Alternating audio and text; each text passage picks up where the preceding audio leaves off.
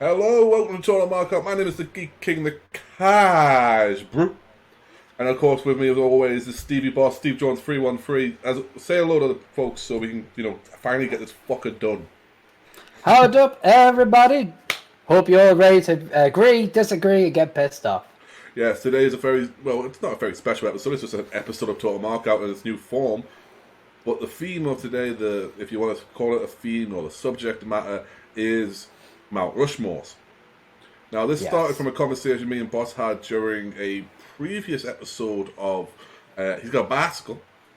Yeah, bicycle. I get back up in this arena. And I'll do that little bit because I had a little smirk and snigger every time. I mentioned my top, my what I call the GOAT, Mt Rushmore, to me, and what that was. And I got pretty much straight away got an email and a message, both at the same time somehow. I guess he copied and pasted, saying, "Well, what about some other Mt Rushmores?" Oh, that could be fun. He gives some ideas. We've extended on that, and me and Boss have both come up with our own Mt Rushmores, and we're going to discuss, debate, and ultimately work out why I'm correct and Boss is wrong. Exactly. Which, that's not the new part of the Total Markout. That's always been the case. True. It's just now I don't have the power to turn around and say, I can't, I'll make sure this episode never gets put out. No, that's all on me. Mm-hmm. He's the editor now. Exactly, I'm the editor, I'm the fucking president, producer, fucking uploader, I'm everything. Yeah, everything, yeah. But before we get started, I want to do a quick shout out. At the top, just above me on screen, so at the top corner, you can see something that says Scream Tea. Other way, boss. Other way, boss. There you go.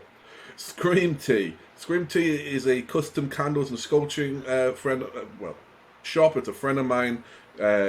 You can find it for more information. For if you want to just make your house smell nice, you want to get something cool, quirky that will work in your room or anything like that. Go to her Instagram. It's at scream_t_. That's scream_t_. And it's as in a cup of tea, not a golf tea. All right. All inquiries go that way. Anything you can do, anything you like.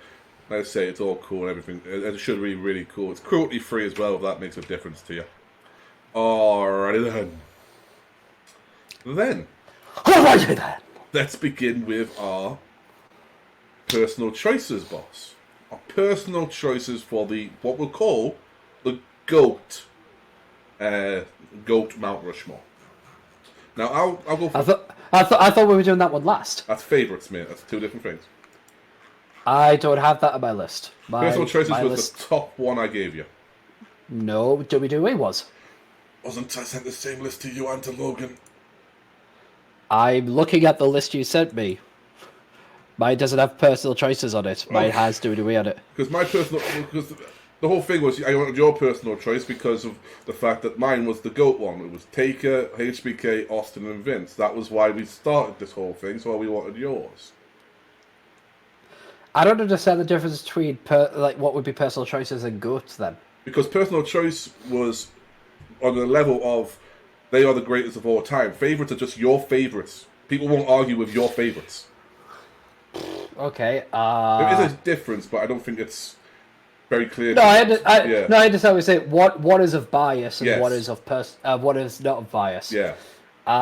So if you want to know what my GOAT is or my personal preference, because the personal favourites are the ones I thought we're doing last. We'll go with the unbiased. Okay, so the non-biased greatest of all time, I'm gonna would be kind of like off the top of my head, HBK, Ric Flair, HBK, Ric Flair. Kurt Angle and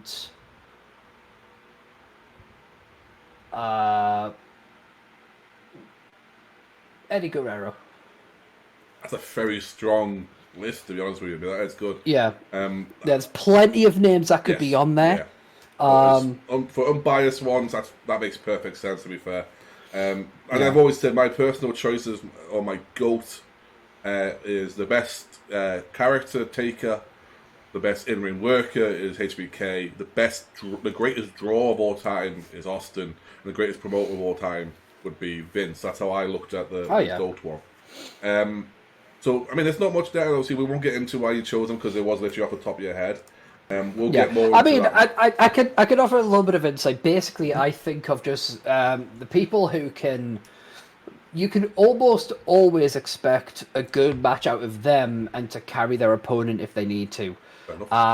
They are people who are good hands as well as stars in their own right. You know, they can fulfill all the criteria that you need, and you could ask them to put on an entertaining match, whether it's a brawl or, you know, just a storyline, or put on a clinic. You know, where there's like a submission match or an Iron Man, that kind of thing. You know, they're just good for all seasons. Yeah, and I think what also yours had they were great promos as well. Oh yeah, absolutely. So you could rely on them in any situation. You know, yes. If you want to put them in the ring, you want to put them on for a promo or a skit backstage or something like that. You would get a good reaction from the crowd. You get a good performance from themselves. So yeah, definitely makes sense on that one. Yeah, absolutely, and so yeah, that makes sense. No, I was just agreeing with you. Right. I believe Boss has already earmarked this one as the one that will make people stop listening to him. Yes. This is our personal WWE Mt Rushmore. This is about their career in WWE. It's about what they did for WWE and why they are Mount Rushmore. So we'll start with Boss, and we'll see how this goes from there. Right, people will probably agree with my first three. It's number 4 they won't agree with. Okay. But I want to explain. See, and so the first person I put on there is Vincent Kennedy McMahon. Makes sense. If I have to explain that, it's a little redundant, but just for the sake of preamble, you know, Vincent McMahon founded the company after buying, you know, it all from his father. Yep. He founded what would become WWF. Yep. And then WWE. He changed the game. Yeah. You know, so, yeah. And he built what wrestling is today. Whether you like him or not, and I don't like him, you know, I think he's a twat. Yeah, you're not a McMahon apologist at all. Exactly, you know, but that doesn't mean like that. It's in the same way that if I was, you know, fucking playing, you know, basketball with Trump and he got a slam dunk, I would go, "That's a slam dunk. Can't argue with it." Also, you know, so that's how the fuck did that happen?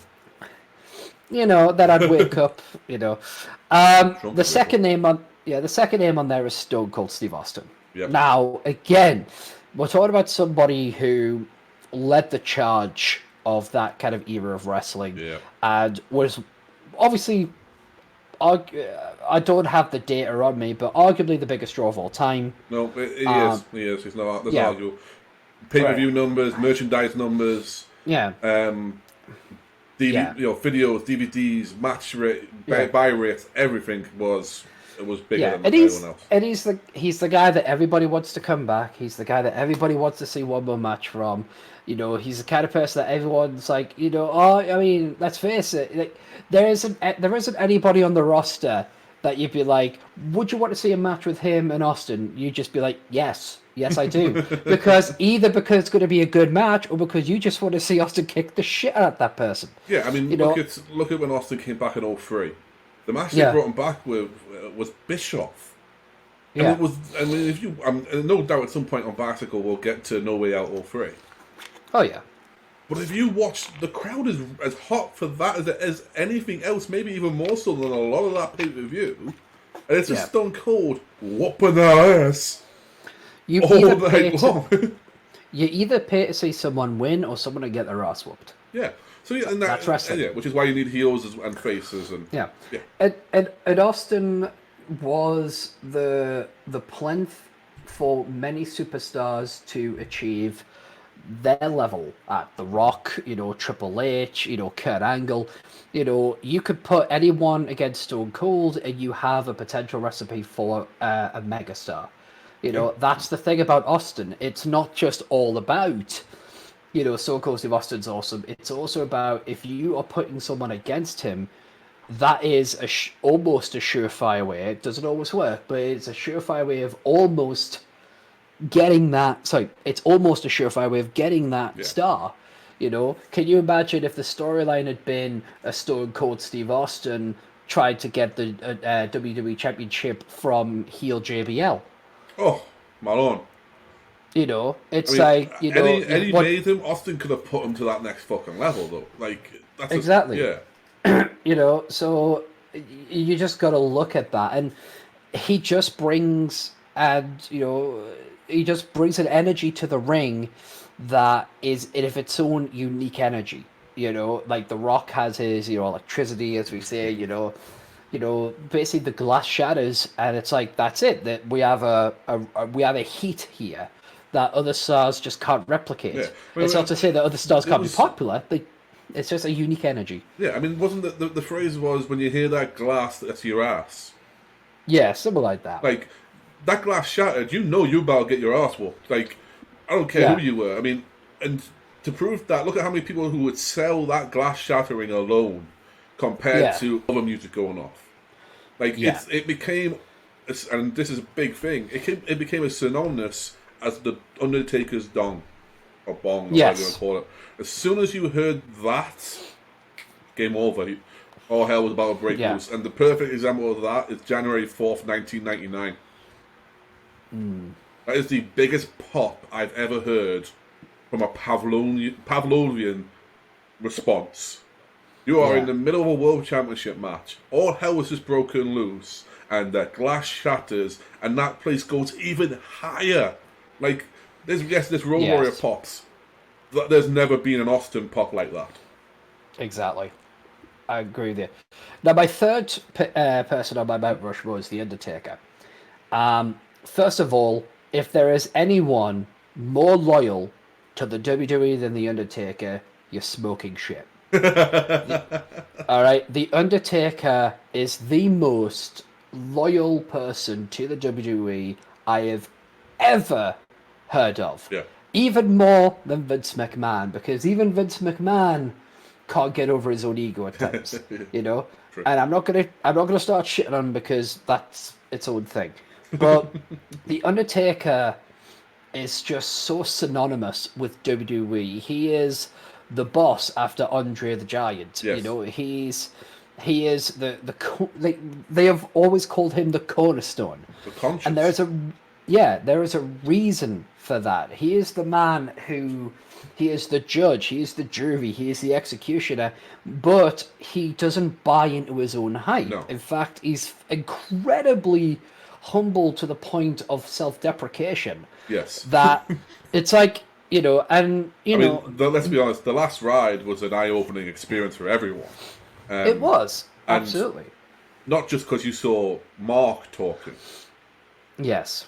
But because you saw Taker in moments backstage being a normal person. Yeah. Which, I mean, he is great. You know, he's a strong Texan boy. He likes to go hunting and fishing with his smoking hot wife and likes to just do all the things that a normal Texan boy would do. He loves football and everything else. I mean, hell, that's how he says them two started talking, because she could catch a football and throw a perfect spiral. Like, but my favourite thing of all of it that made him become... I mean, to me, he's my hero, he's my all-time favourite, and he's not on my WWE list, but that's because I'll explain that why. But the moment he threw his tape off his wrist and went, Kobe, I was like, shit. He's just like that's just goat loving goat, you know what that is? That's just one of those, and it's one of those moments where you're like, it's such a cool moment where you're like, I never thought I'd see Taker just throwing shit. Like, what I want is, they just did the APA, Untold. And on that you saw loads of tape of them two walking, just chilling out backstage and cracking jokes and stuff like that from someone's personal camcorder. Get me an early 90s, mid-90s, fuck it. Get me from 1990 all the way to 2020, and show me all 30 years of Taker just sitting backstage being chill. Like, that would do it for me. But yeah, Taker's well deserving on that list. Yeah.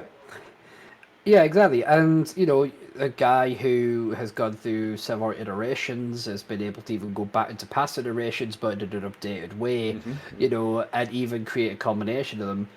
It's someone that is to be respected. This guy is the heart of WWE. Yeah. So now we get to my fourth choice. Now, here's the thing. There are also a lot of names I was considering for this. John Cena was a name in my head. The Rock, HBK, all these people. Even Jim Ross was a name. But this is why... Now, before people think about biases, let me explain. I'm going to just say the name, but then I'm going to explain why. Go ahead. And I need you all to bear with me before you call me a dick. Or at least... Everyone listening, just after 3, just call me a dick, and then let me explain, all right? 1, 2, 3. Dick.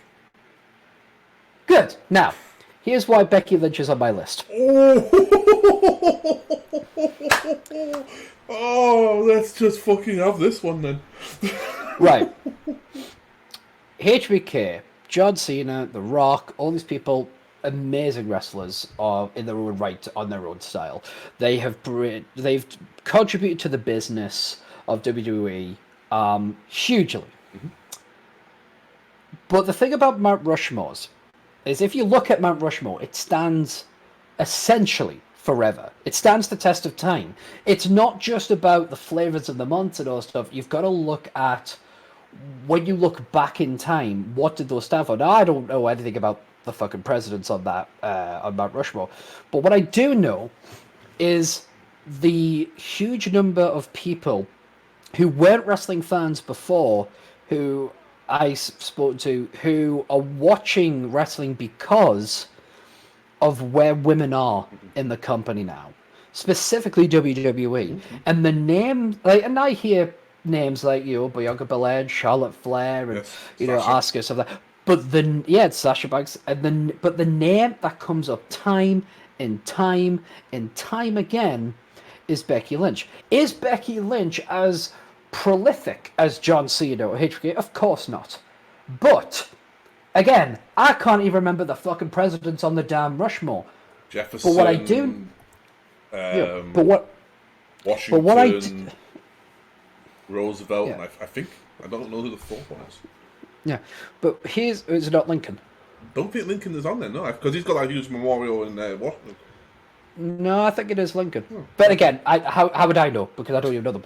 But what I do know is that there are not just women, but men as well, and non-binary people who are watching WWE today, and they are doing it because of Becky Lynch and everything that she is allowed the other women to do. Now, again, she didn't do it alone, and you could argue any woman, but she was the poster girl for that situation. So you could argue that it should be Charlotte Flair, whatever, and I will listen to those arguments, no problem at all. So it's not that she is as prolific as they are, as has big a career as them. Of course not. Let's not be crazy here.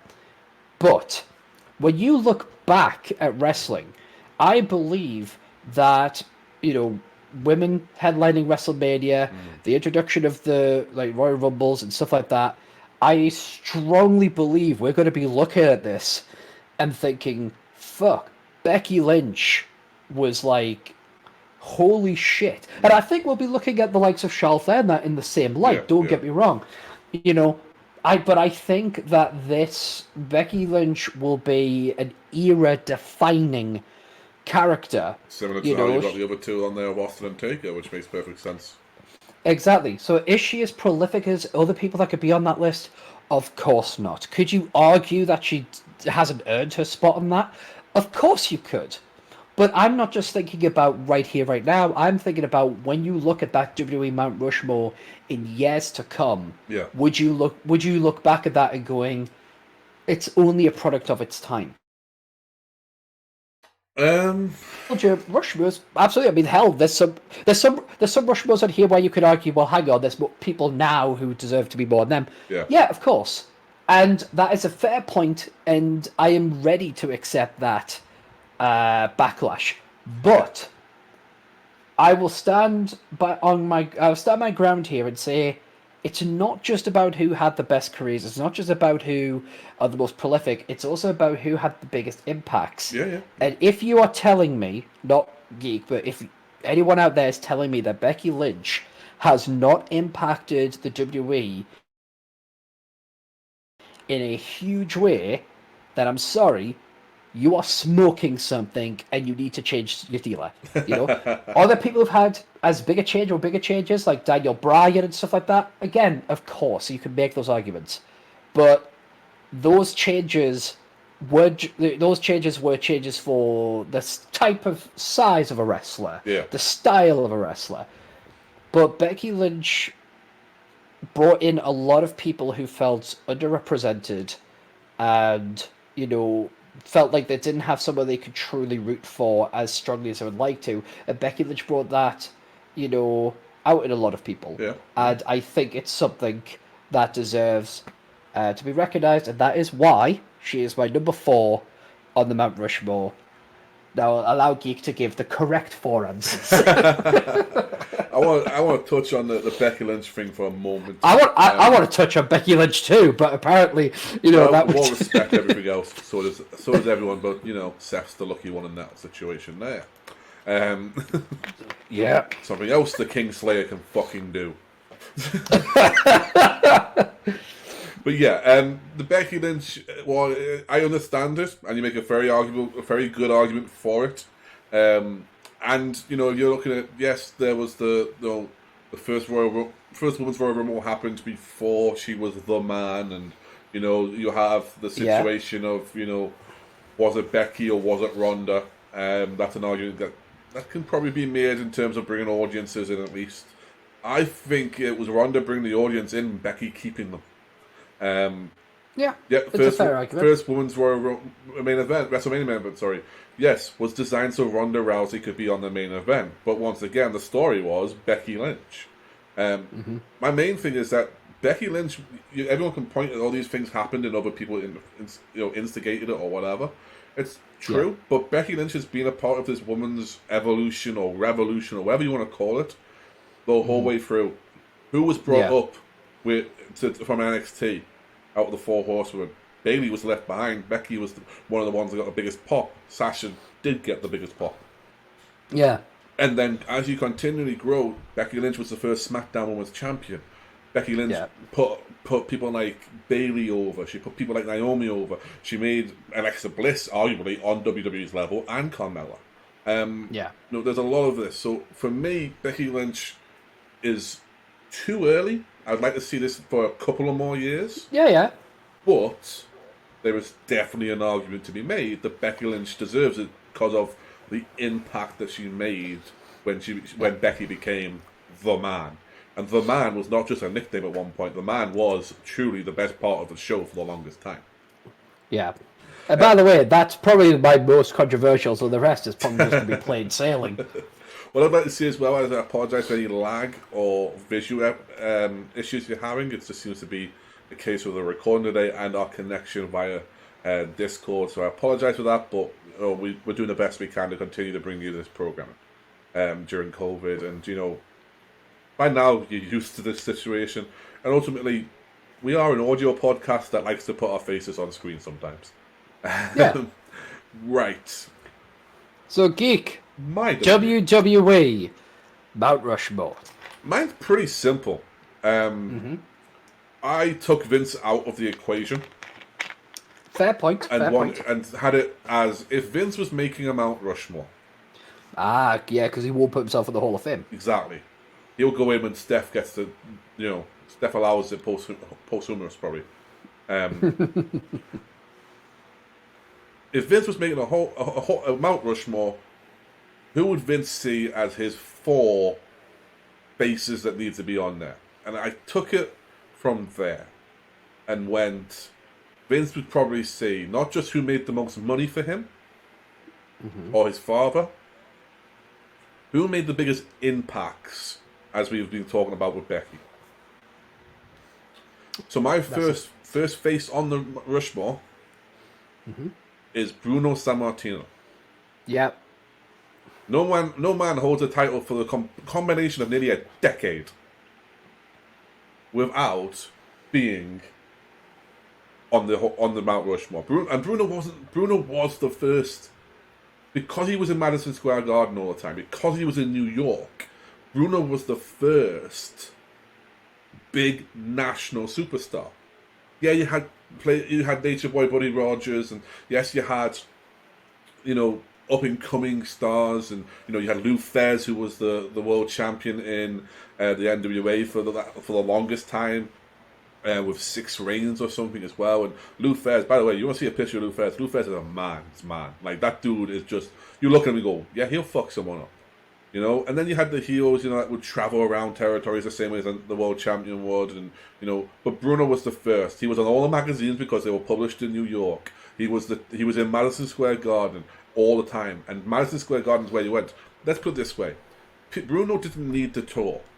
Bruno stayed for majority in New York. He went to to Japan and did some spots here or there for other people. Bruno didn't need to tour. Bruno was brought people.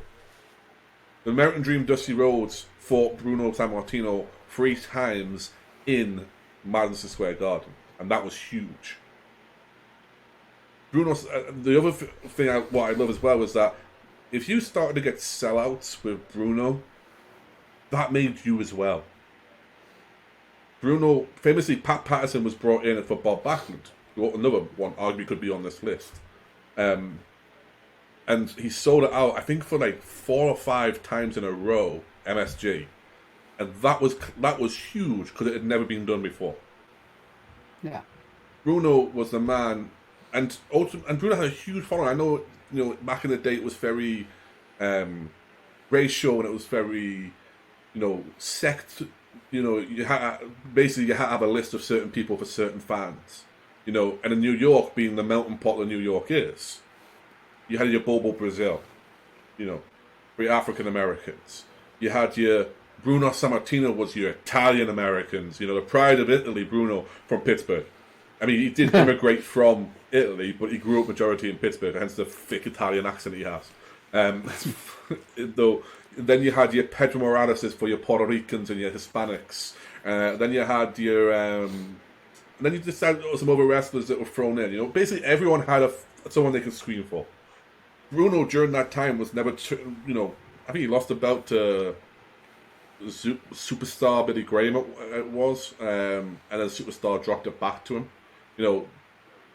Famously, when Bruno lost it after the 6-year run, it was Ivan Koloff.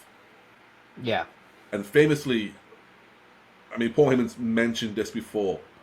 He wasn't there, but the story is, when Ivan hit that knee off the top rope and then pinned Bruno, there was no reaction. There was silence from everyone, to the point you could hear the referee calling for the bell. Because nobody in Madison Square Garden, 18,000 plus, believed Bruno could be beat. And Paul Heyman references this in the same way as what he felt when the Undertaker's streak was broken. To him, he heard everything.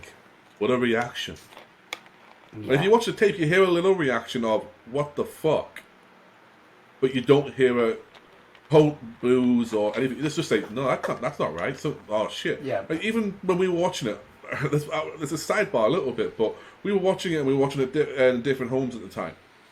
Usually we would try and get together for Mania and Royal Rumbles. But on this time it just didn't work out. So I was fucking ill. Yeah, and I remember getting messages off both Logan and Boss saying, "I'm so sorry," and it was like they were sending me a family member who had passed away. They're like, "Yeah, I'm sorry, dude," and I'm like, "I think something went wrong." And Heyman has, played with that idea for a while now on the interviews and stuff like that. Tell me this: if Brock Lesnar wanted to beat Undertaker, who do you think could stop him? It's like, okay, Paulie, keep working your paranoid gimmick. But that's how that big of an impact it was. I'm just trying to, make it so you can understand it, because it's kind of hard, because I've seen footage of it, and there's always, the sound on the footage, but it's because of the era of the footage, you could kind of hear the recording record. You know, that also, because it was 1960 odd when it happened, maybe 71, something like that. But that's how big of an impact Bruno was. My next one kind of speaks for itself. It's 1984 to roughly 1993. It's Hulk Hogan. The immortal Hulk Hogan will be on the list because of that reason. From 84 to 93, well, I'd say arguably 91, Hogan was the guy. Nobody wanted to see anyone else but Hulk Hogan. Hell, we watched, or we will be watching stuff which is Hogan era on Bicycle. And help us all. And there is nothing. There is sometimes there's zero reaction from people that come out, especially when we're watching like a Royal Rumble like we did. There was zero reaction for a few of the guys because they were hoping it was Hogan. It's why it became a thing, you know. I know Bruce Pritchard on Something to Wrestle With has said it a lot of times, and it was a thing that Vince would say was, "What we do at the end, Hogan must pose." That's what people came to see. They come see Hogan rip his shirt off, say what you're gonna do, get beat down, get back up, shake his finger, hit the leg drop, and pose. You could do that for 2 hours, and the fans would be happy in that era. And I grew up towards the end of that era when I was watching wrestling, but I had a lot of tapes from the early 90s as a kid, and I never understood it because I just wasn't a Hogan guy. I was a Bulldog guy, obviously, you know. I was a Taker fan, and one of the things that for me was I never understood why Taker was supposed to be a bad guy. Like, I just didn't understand. I was like, he's a badass, why is he a bad guy? You know, I was a Macho Man guy, huge Macho Man guy, and once again it was a similar thing of why are people booing him? He's cool. Like, but it was just that thing, it was that era, it was that Americana of Hulkamania. It's what they needed coming out of Vietnam and the Gulf War. Both wars not supported by the nation, so they needed this good old, you know, this good American hero. And shit, Hulk Hogan, bright yellow, bright red, bright blue, on occasion. And all, you know, Jax, he had the pythons, he was superstar Billy Graham in a different era for a different fan. You know, he'd speak Jack, you know, let me tell you something, Jack. Yeah. Or, you know, dude. No, he was a surfer cool dude who rode a motorcycle and was badass. In reality, he was a paranoid little prick. Yeah. He was a marketing dream. Yeah, exactly. And I'm one of a few, I don't know if everyone is like this, but I am one of a few that says Vince could have done that with anyone. Yes. Although it did prove the years afterwards Vince tried, but couldn't. But I think the problem was he tried doing the same thing. Yeah, that was the issue. My third one, we've talked about him already. It's Stone Cold Steve Austin. As we said, biggest draw, biggest pay-per-view buy rates of anything. You know, look at it. If you look at a list of biggest or greatest things of WWE, and Stone Cold isn't in the top 3, I want to know what you're looking at, and I also want to know why did Dave Meltzer give you that score? You know, that's what I want to look at. It's simple. Fuck Dave Meltzer. Yeah, fuck Dave Meltzer. The next one, arguably, is controversial. But, to me, this man got everything he got by working harder than everyone else. This man held the company together for a long period of time where you just didn't have the next guy. Mm-hmm. And now, this guy is making sure there's a future to be had. My fourth name is Triple H. I absolutely agree. And there's the Triple H haters who, oh my god, 04 was horrible, he kept the belts, you know, and he only got everything he got because he was fucking Stephanie and he married into the... Listen, here's the problem. DDP did it with David Arquette. If you're going to be given the World Championship, don't you think you wank off and say yes? Yeah. Of course you fucking would, you mark. Triple H was simply the hardest worker. Triple H was the guy who took the fall for the Click, remember? Yeah. He was going to win the... There's a flashpoint in history that people forget about. We all do the what if Owen didn't die? What if Eddie was still here? What if Chris Benoit hadn't been a fucking monster? We all do the ones of what if Superfly stayed in the WWE in '83? Or what? Here's a one. What if Shiki did the shoot on Hogan? There's a flashpoint we don't talk about enough. What if Triple H was the King of the Ring in 1996? Yeah. You wouldn't get Austin 3-16. Arguably, you might not get Stone Cold Steve Austin being the level he was at the time, because there's no chance that Stone Cold Steve Austin doesn't win the King of the Ring, that he's going to go face Bret Hart in 2 matches. Exactly. That as he said, and as Vince told him, you have to learn to eat shit and like the taste of it. Yeah. That is what he did, and then he pulled himself up by his boots, became a part of DX after badgering to be something other than the Blue Blood. From there, he led his own DX. Then he became The Game, and he never looked back. To me, there's a reason you call Triple H the Cerebral Assassin and the King of Kings. And I'm going to ask you another question, similar to the DDP one. If Stephanie McMahon says to you, hey, let's get on, you going to say fucking no? Bear in mind, I'm talking to the straight white males here. Majority of our audience. I'm telling you, it's especially if the last one you hooked up was China. Got razor burn on razor burn there. Oof. I mean, Triple H is a sound choice as far as I'm concerned. I mean, like, and again, I'm preemptively getting at them. Yeah, but the thing is, you also touched upon it there, where you say he's trying to ensure that there's a future. Well, obviously, you're referring to NXT. Damn straight, and I am NXT all the way through. As Boss knows, my favourite time I've ever had, and I've gone to TV tapings. I've gone to house shows in the 03 Ruthless Aggression era. The favourite time I had ever at a house show was NXT in 2010. Mm-hmm. That roster was stacked. And yes, I had a few beers on me. Well, I always have a few beers on me. Trust me. Yeah. It's one of those things where we had so much fun at that show. Boss was there, so was Logan. That it was genuinely just a fucking good time.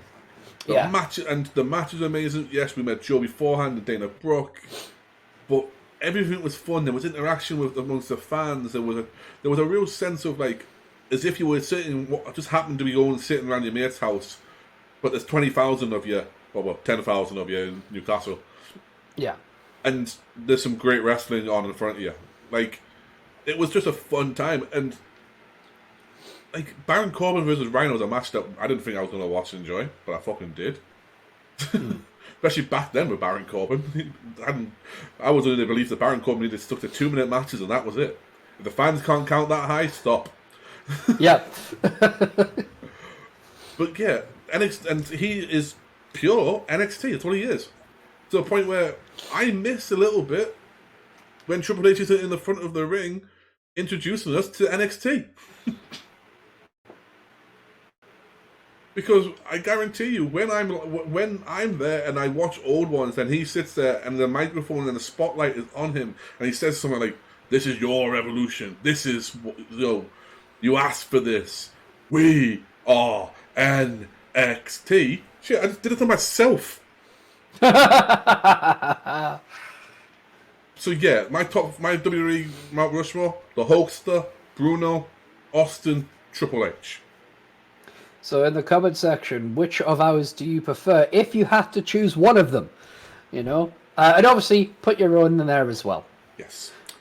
And next we go over to Atlanta, Georgia for WCW Wrestling. Boss, hit me with your Mount Rushmore for WCW of the little bit that you know. Let me guess. Hold on. It's Stasiak, Palumbo, O'Haire, and Sting. Let me think. Hey, I'm just going with the WCW era you know. No. You know Invasion era WCW, that's it. Now, I will preface by saying that these are not in an order, okay? These are... so, my number one is the American Dream, Dusty Rhodes. Yeah. Dusty Rhodes, for me, when I think of Dusty Rhodes, I don't think of the WWF. I think of classic WCW. You know, I don't just think about, you got a bicycle, stuff like that. I think about some of the oldest promos, and yeah, you're going back into potential WCCW territory and stuff like that as well. So you got to be careful. as well, yeah. NWA stuff like that.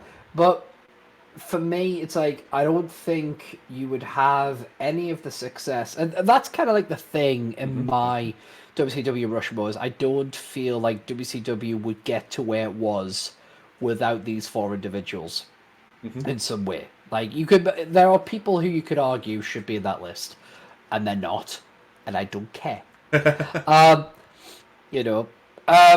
2 on my list is woo! The limousine riding, jet flying, kiss stealing, wheeling dealing, son of a gun, Ric Flair, the Nature Boy.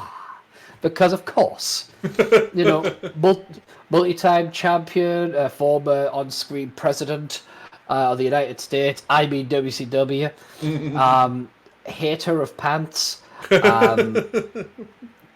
He will be appearing later on the list in something that pisses me off. But we'll get to that.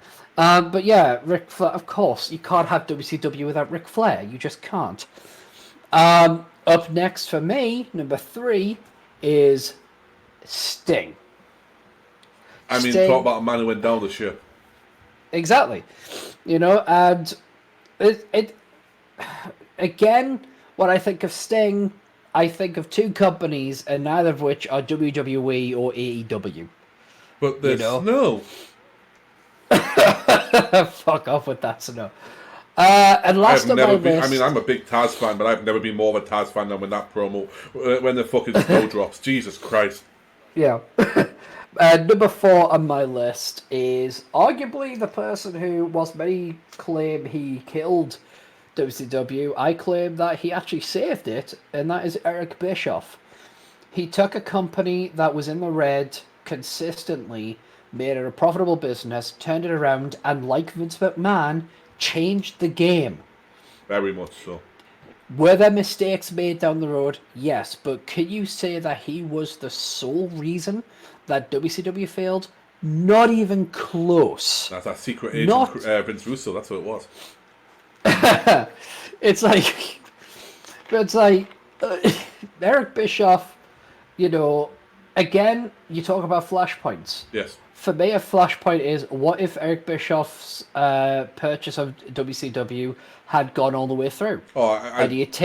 Constantly. That's one. And I'm trying not to mention TEW a lot today because we tend to do it. But that is something. There's a mod by the mod squad of WCW New Blood, or what if WCW lives, and it's very much is an idea of Bischoff gets the buy rate and gets to keep some of the contracts he's got. And I'm like, that's such a fun idea. Can you pull it up, or is the nose too far down? So basically, for anyone that isn't quite sure about this, so Eric Bischoff had a signed letter of intent to purchase WCW, but whilst he was on vacation and waiting for stuff to get sorted, that deal fell through. Eventually, ended up all being sold to Vince McMahon. Yeah. But Bischoff was going. Had a signed letter of intent, was in line to purchase WCW, and was planning to take a year off to restructure, rebuild, and start over. But that didn't fall through. But I think also from what I've heard is that he lost his TV rights. Yes. You could have everything. You could have everything. But TV. But you won't have a TV deal. And he went, well, what's the point of without a TV deal? There's no point in it anyway. So. Yeah, but he was still going to try. He was gonna, but it was going to be a slog for him. Yeah, but for me, these 4 are people who you cannot have WCW without. Now, there is a honourable, dishonourable mention, how you want to look at it. I'm looking at it as an honourable mention would be for Hulk Hogan, mainly because him coming over to WCW was a big thing. Kevin Nash as well. Basically, the original NWO, essentially. Yeah. Original NWO, also the birth of guaranteed contracts as a commonplace. So there's some names, but these 4 for me were what I would call quintessential WCW.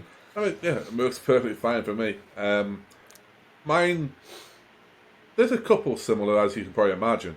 I was a man who was able to, well, as a child, who was able to flip back and forwards between WWE and WCW. Although I would always stick with WWE, I would usually just flick through the breaks to see if anything was, because the breaks always lined up perfectly, which was fucking lovely. Like, there was very rare moments in actual fact when WWE actually went head to head live at the same time. At least from when I was watching it, which was usually the Friday after the Monday record their shows, because that's when we got it on TV at the time. We actually got, I don't know if Boss remembers this or not, on Sky, which is how we watch it, the TV services that you have over here, think cable vision, dish, whatever like that. If you're American, that is. There used to be a TNT channel. Yes, for some part of it, then it would change. Yeah, it was Bravo, I think, during the night. It was changing to Bravo or something like that. But TNT would happen on the night, and we got WCW on the Friday. Now, I actually did watch some WCW when I had to stop over at my Shelley's house. Yeah, so for WCW, would always start like an hour beforehand. It would start at 9 o'clock on a Friday, and Raw would start on a Friday at 10 o'clock. So I used to watch the first hour of WCW, and I have videotapes to prove this. Because I used to record it all on a Friday in case I fell asleep being a kid, And there's the hour, and literally halfway through a Jeff Jarrett promo in 1997 on a tape I've got, it's flipped over because Raw starts. Like, I didn't give a shit what was happening. I was like, no, Raw. Then it flicks back over, and I've got a tape where it's literally me flicking channels backwards and forwards. My dad's like, why don't we just record one of them? I can do that in the other room. I was like, oh, I didn't know. It's like, you're a fucking idiot. I was like, I'm 7. Apparently the statement still stood. Yeah, well. So I was a fan during the Attitude Era, and roughly to about 99 when TNT wasn't on Sky anymore. And what we got instead was WCW had contracts in the UK on Channel 4 and 5. And 5 was fucking brand new. And you lost a lot, because it was on at like stupid o'clock in the morning, and it wasn't live. It was just, that's when they thought, fuck it, that's what you deserve.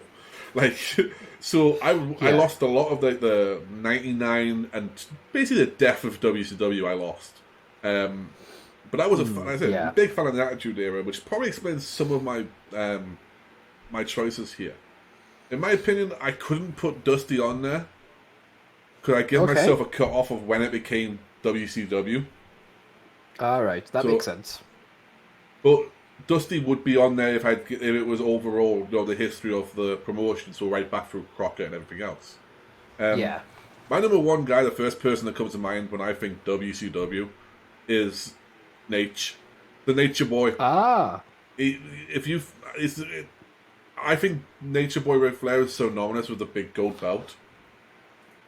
And apparently WWE is the same because they released one specially for him. Yeah. I think he is. I think that big gold belt, and obviously that became the WCW Championship after he, before and after he came back from WWE and, for a couple of years. With that big paycheck, and then went back over to WCW for a lighter workload, and then found out his main event was Vader.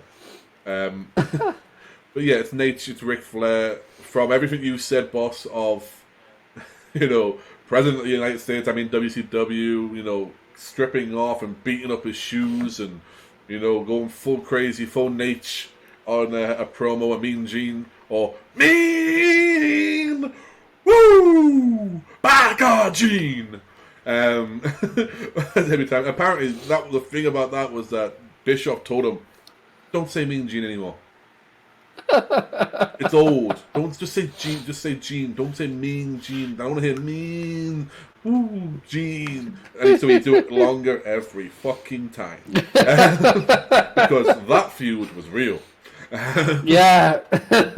Next up, hated Bischoff. Oh, he fucking did. I remember reading his book and then reading an excerpt of Bischoff's. Bischoff got signed, obviously, to WWE to be the GM of Raw, and Nate was on Raw. He was was just about to become part of Evolution, and was at that point in time, he was the advisor to Triple H. And the first time he sees him, he throws a punch at him. Nate threw a punch at Bischoff. And like, there's a little scrap of catering or whatever, and apparently it's like it's been made of a lot more than it had. You know, it's the old, telegram, telephone, telewrestler. Yeah. Just it became more in legend, but it was a legitimate thing. You know, they hated each other for a long time, and they're cool now. But I think Nate's brush with death on the 15th attempt has fucking made him cool just about anyone. Yeah. My next one, I think it says enough for itself. The franchise, the icon, Sting. It's Sting! I would do more. I was about to do, I would have done that for longer and done an Alberto Del Rio sort of thing, but my throat is already croaky. It's Sting! So that's one for me. The next two, the one's obvious, one's kind of just me being me. Okay. The next one's, as Bobby Heenan would say, right there, that's the man. It's Goldberg.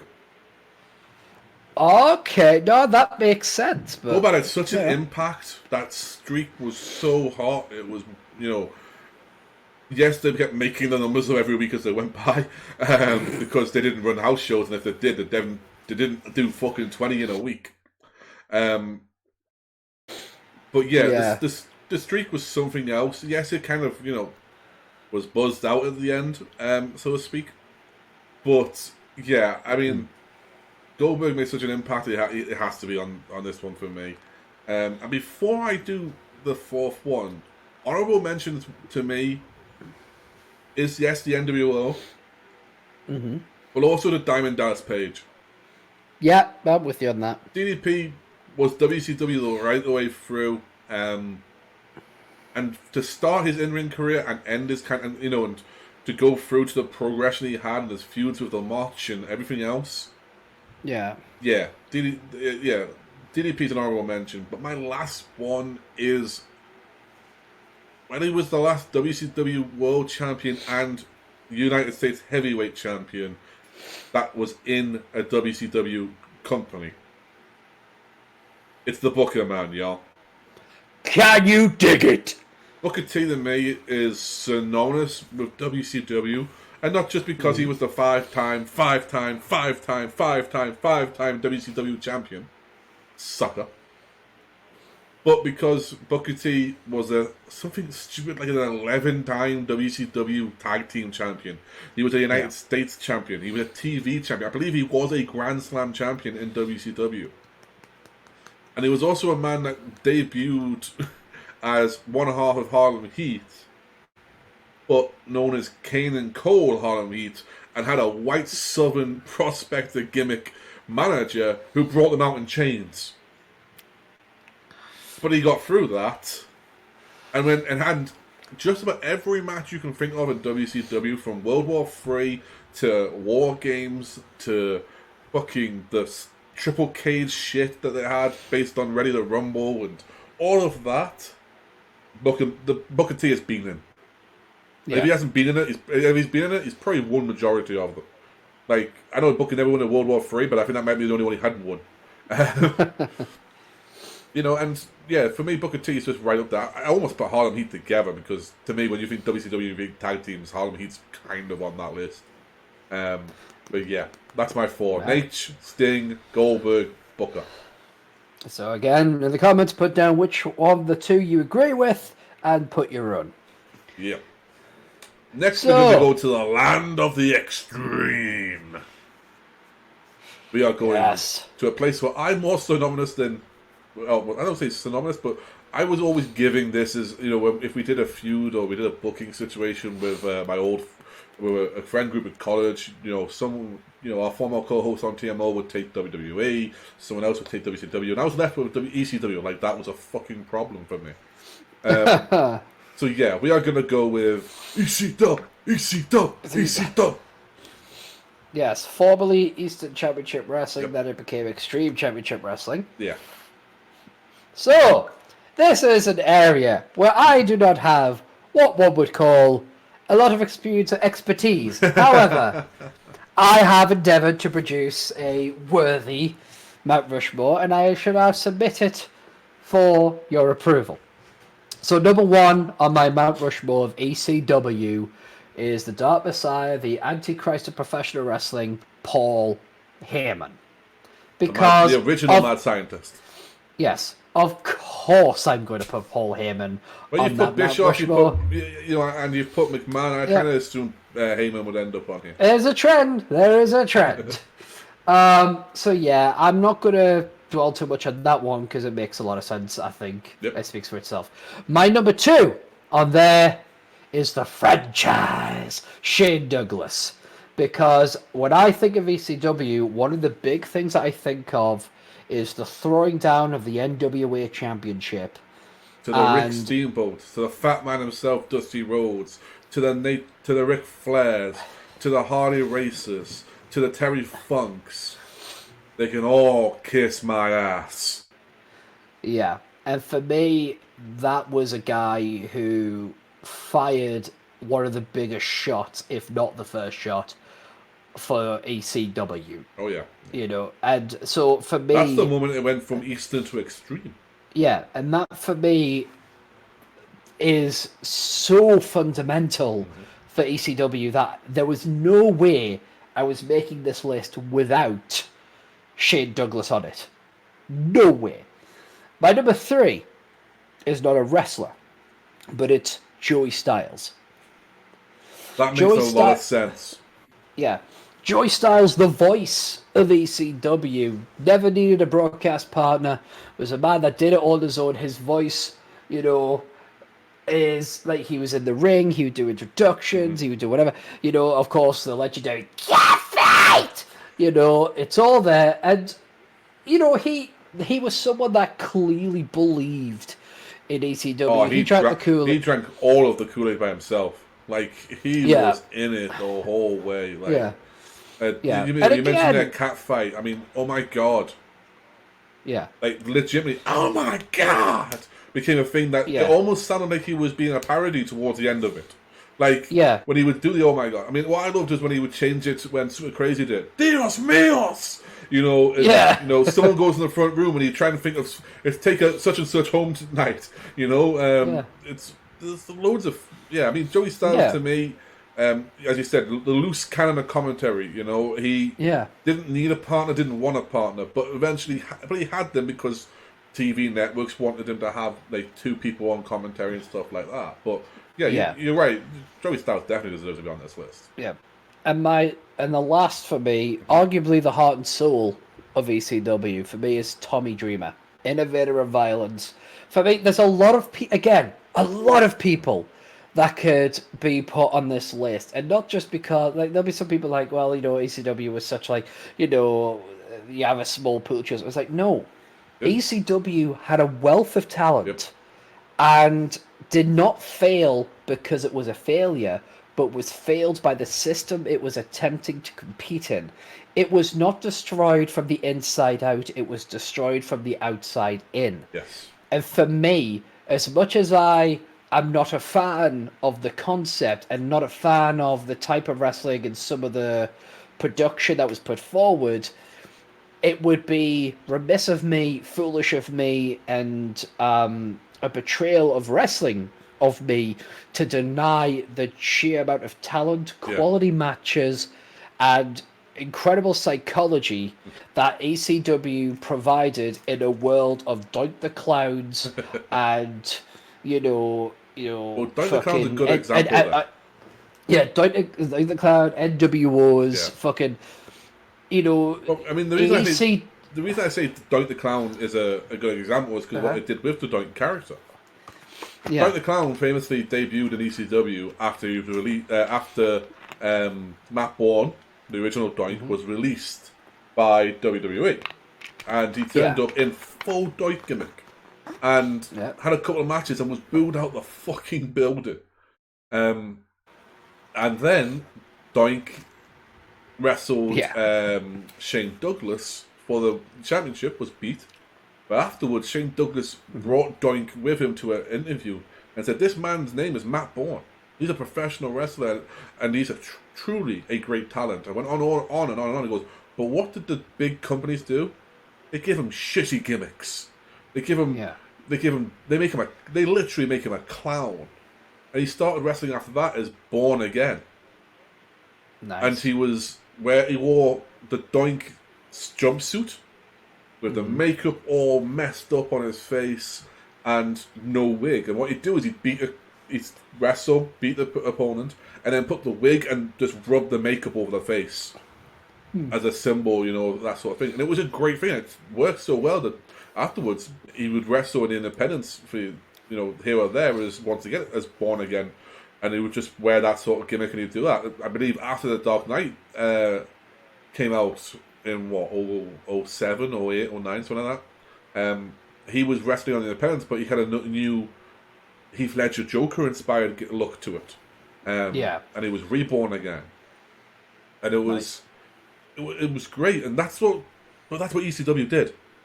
Yeah, you got the NWO. They're this cool, fucking we're taking over, we're destroying things. So why not make a parody so they can't sue us, and we'll call it the BWO about the Blue Meanie. Yeah, and they're just a fucking comedy act.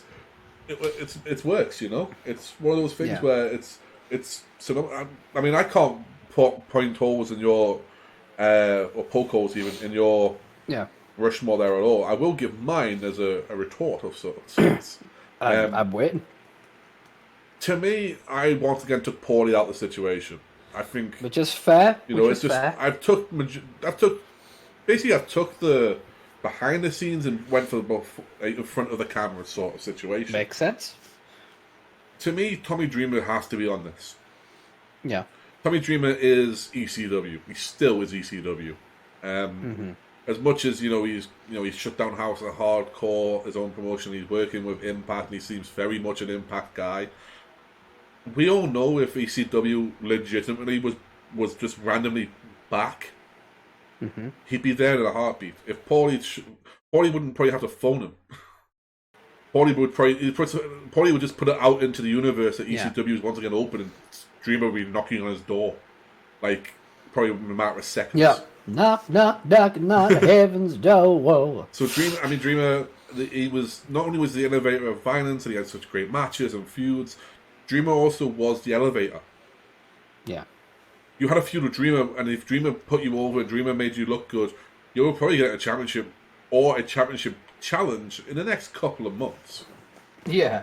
That's what Dreamer did. He elevated you up to the main event level of ECW, and if you could have a good match with Dreamer, you could probably end up having a good match with whoever the champion was at the time. It's kind of like a loyal gatekeeper in a way. Exactly. Following Dreamer, there's only one name that really comes to mind when you say Dreamer and you say ECW, and it's Raven. Yeah. Quote the Raven nevermore. Raven was such a great character in ECW. And, what a mind. Oh, Scotty Levy, the man behind Raven, has got such a fucking great mind. Even now, and that's based on him being absolutely admitting that he has wasted brain cells on so much drugs.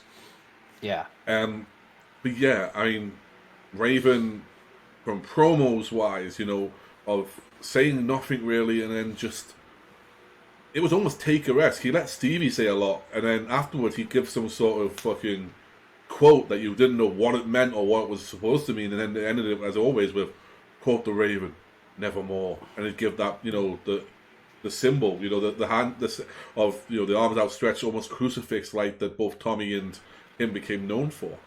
And look at the feuds. Yeah. His feud with Sam. Sorry, go ahead. Yeah. I've just... As I say, on the comment you made about promos, I feel that Bray Wyatt is a fantastic kind of correlation, because there are some people who understood what River was saying, some people understand what Bray Wyatt's saying, but there are a lot of people who don't really follow, not in an Ultimate Warrior kind of, I don't know what he's saying, but it sounded cool, so yay. Yeah. But rather, they kind of get what it is, but it's that last line of, quote the Raven nevermore, or follow the buzzards, or let me in, as it is now. Yeah, it's just and it's always softly spoken. Yeah, and it's like, you get, like, even if you don't understand what's being said, you definitely understand what is meant. Yeah, there's and intention. You know there's intention behind the words. You're just not sure what that intention is. Yeah, like Raven's the kind of man that, like, it's like, and not picking any particular accent or language, but if someone was speaking in that way in another language and that message was sent to you, you have no idea what they're saying, Yeah. but you know it's a threat. It's very Jake-esque as well, Jake the Snake. Yes. You know, Jake at one point was, finishing off his stuff with, "Trust me." Yeah. You know, and when you softly spoken, yeah, you'd have to cut. You came in. You literally coming in to ask. Was like, what the fuck's he saying? If we had a promo, Mount Rushmore, he would definitely be on there. But that's for a future episode. That is for a future one. As I said, so we got Raven. Raven's feuds as well with the Sandman and Tommy. Oh, which is legendary. Even his Tommy feud's been going and it still is going through. So I expect now. It went all the way into fucking TNA. Yeah, it still is going into Impact. I think in some ways, it's one of those things where every time wherever Dreamer is, you have to wonder where is Raven behind him. Like, yeah, where about is Raven watching him and planning? Like, that's what it is. My third one He's literally the nightmare that never ends. Yes, exactly. My third one on the ECW list is the franchise. Shane Douglas. Cut the fucking music. Franchise Shane Douglas, to me, he was the man who made it extreme. He was the man who threw down the belt. He was the man, as Boss said, shot the first shot in the world for ECW.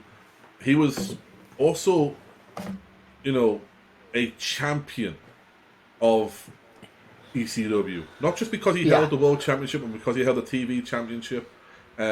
But he was a man who, I'll hold this for you until you want, to Paulie, I'll hold this belt for you until you want me to give it to someone, and I'll make sure that they're the right person to give it to.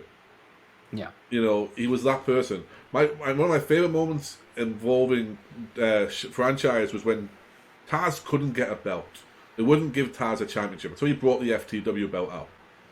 And during that period of time, Shane Douglas turns around and says, "You've got your little toy there," which, by the way, the FTW belt is not a fucking toy. Have you seen it? It's beautiful. How about I say, "You can't beat me for my TV championship"? And Taz gets on the stage and goes, "How about I choke you out in 5 minutes? I'm the TV champion." And Taz chokes him out in 5 minutes. It's one of those fucking great things, He chokes him out just before, as the bell goes, so the referee declares that Taz choked him out, but time ran out. It's one of those great moments of TV and psychology. But yeah, the franchise, and he was such a cocky dick. The franchise goes down in ECW history of having Sherry Martel as his manager originally. He's then the man who takes the Beastmaster away from the Pitbulls, and Francine, the head cheerleader, is born. They then break one of the Pitbull's necks, and he has a match with the other Pitbull in the first pay-per-view, where he grabs a hold of the broken neck of the Pitbull who's in the crowd, wearing one of those, those head braces that are screwed into you. Yeah. Grabs him by each side, and pulls him from side to side. He's the man who did all this. He's the man who had 2 triple threats. Well, I think technically 3, but only 2 are counted. His first triple threat was Dean Malenko and the Crippler Chris Benoit. So you had the franchise, the shooter, and the Crippler.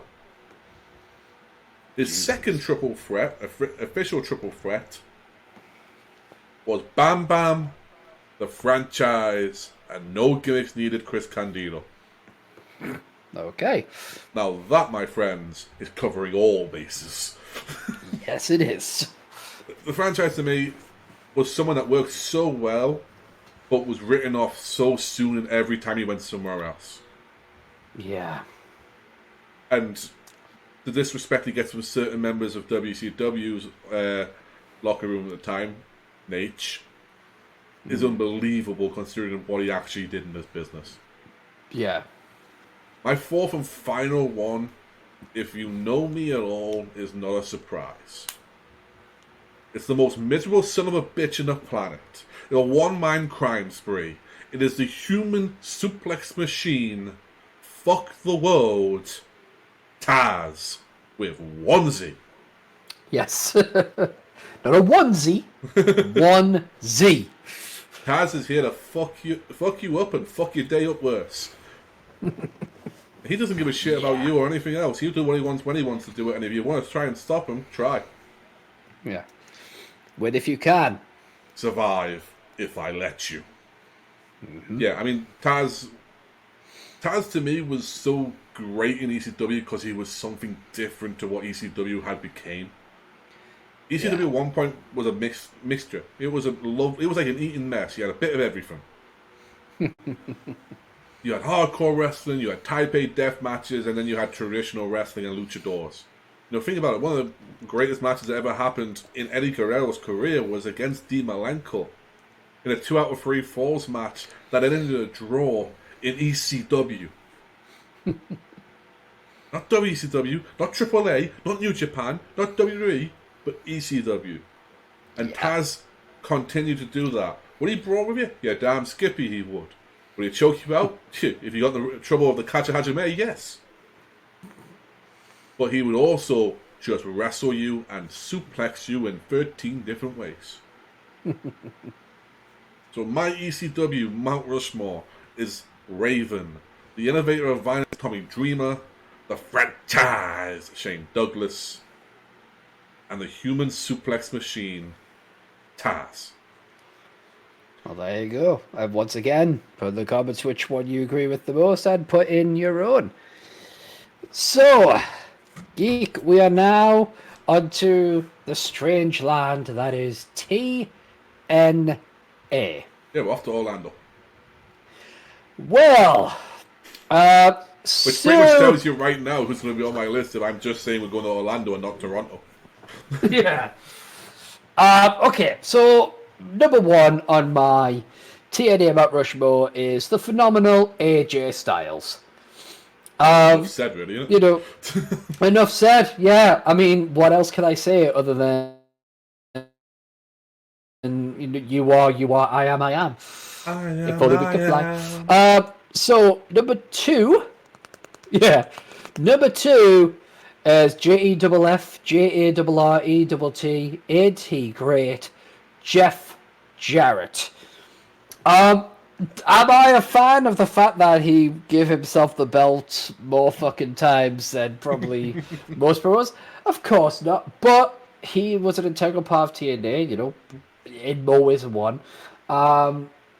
And his name is synonymous with it, whether you like it or not.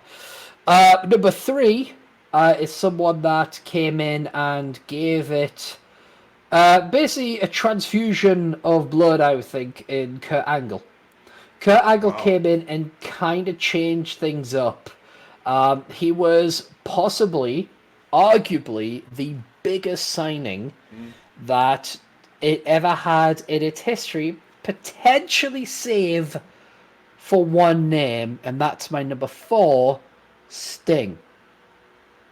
Because Sting came in and gave TNA his stamp of approval. This was a man who was never going to go to WWE. Was like, I'm with WCW. I'm not going to go to WWE. They're going to fuck my character up and everything.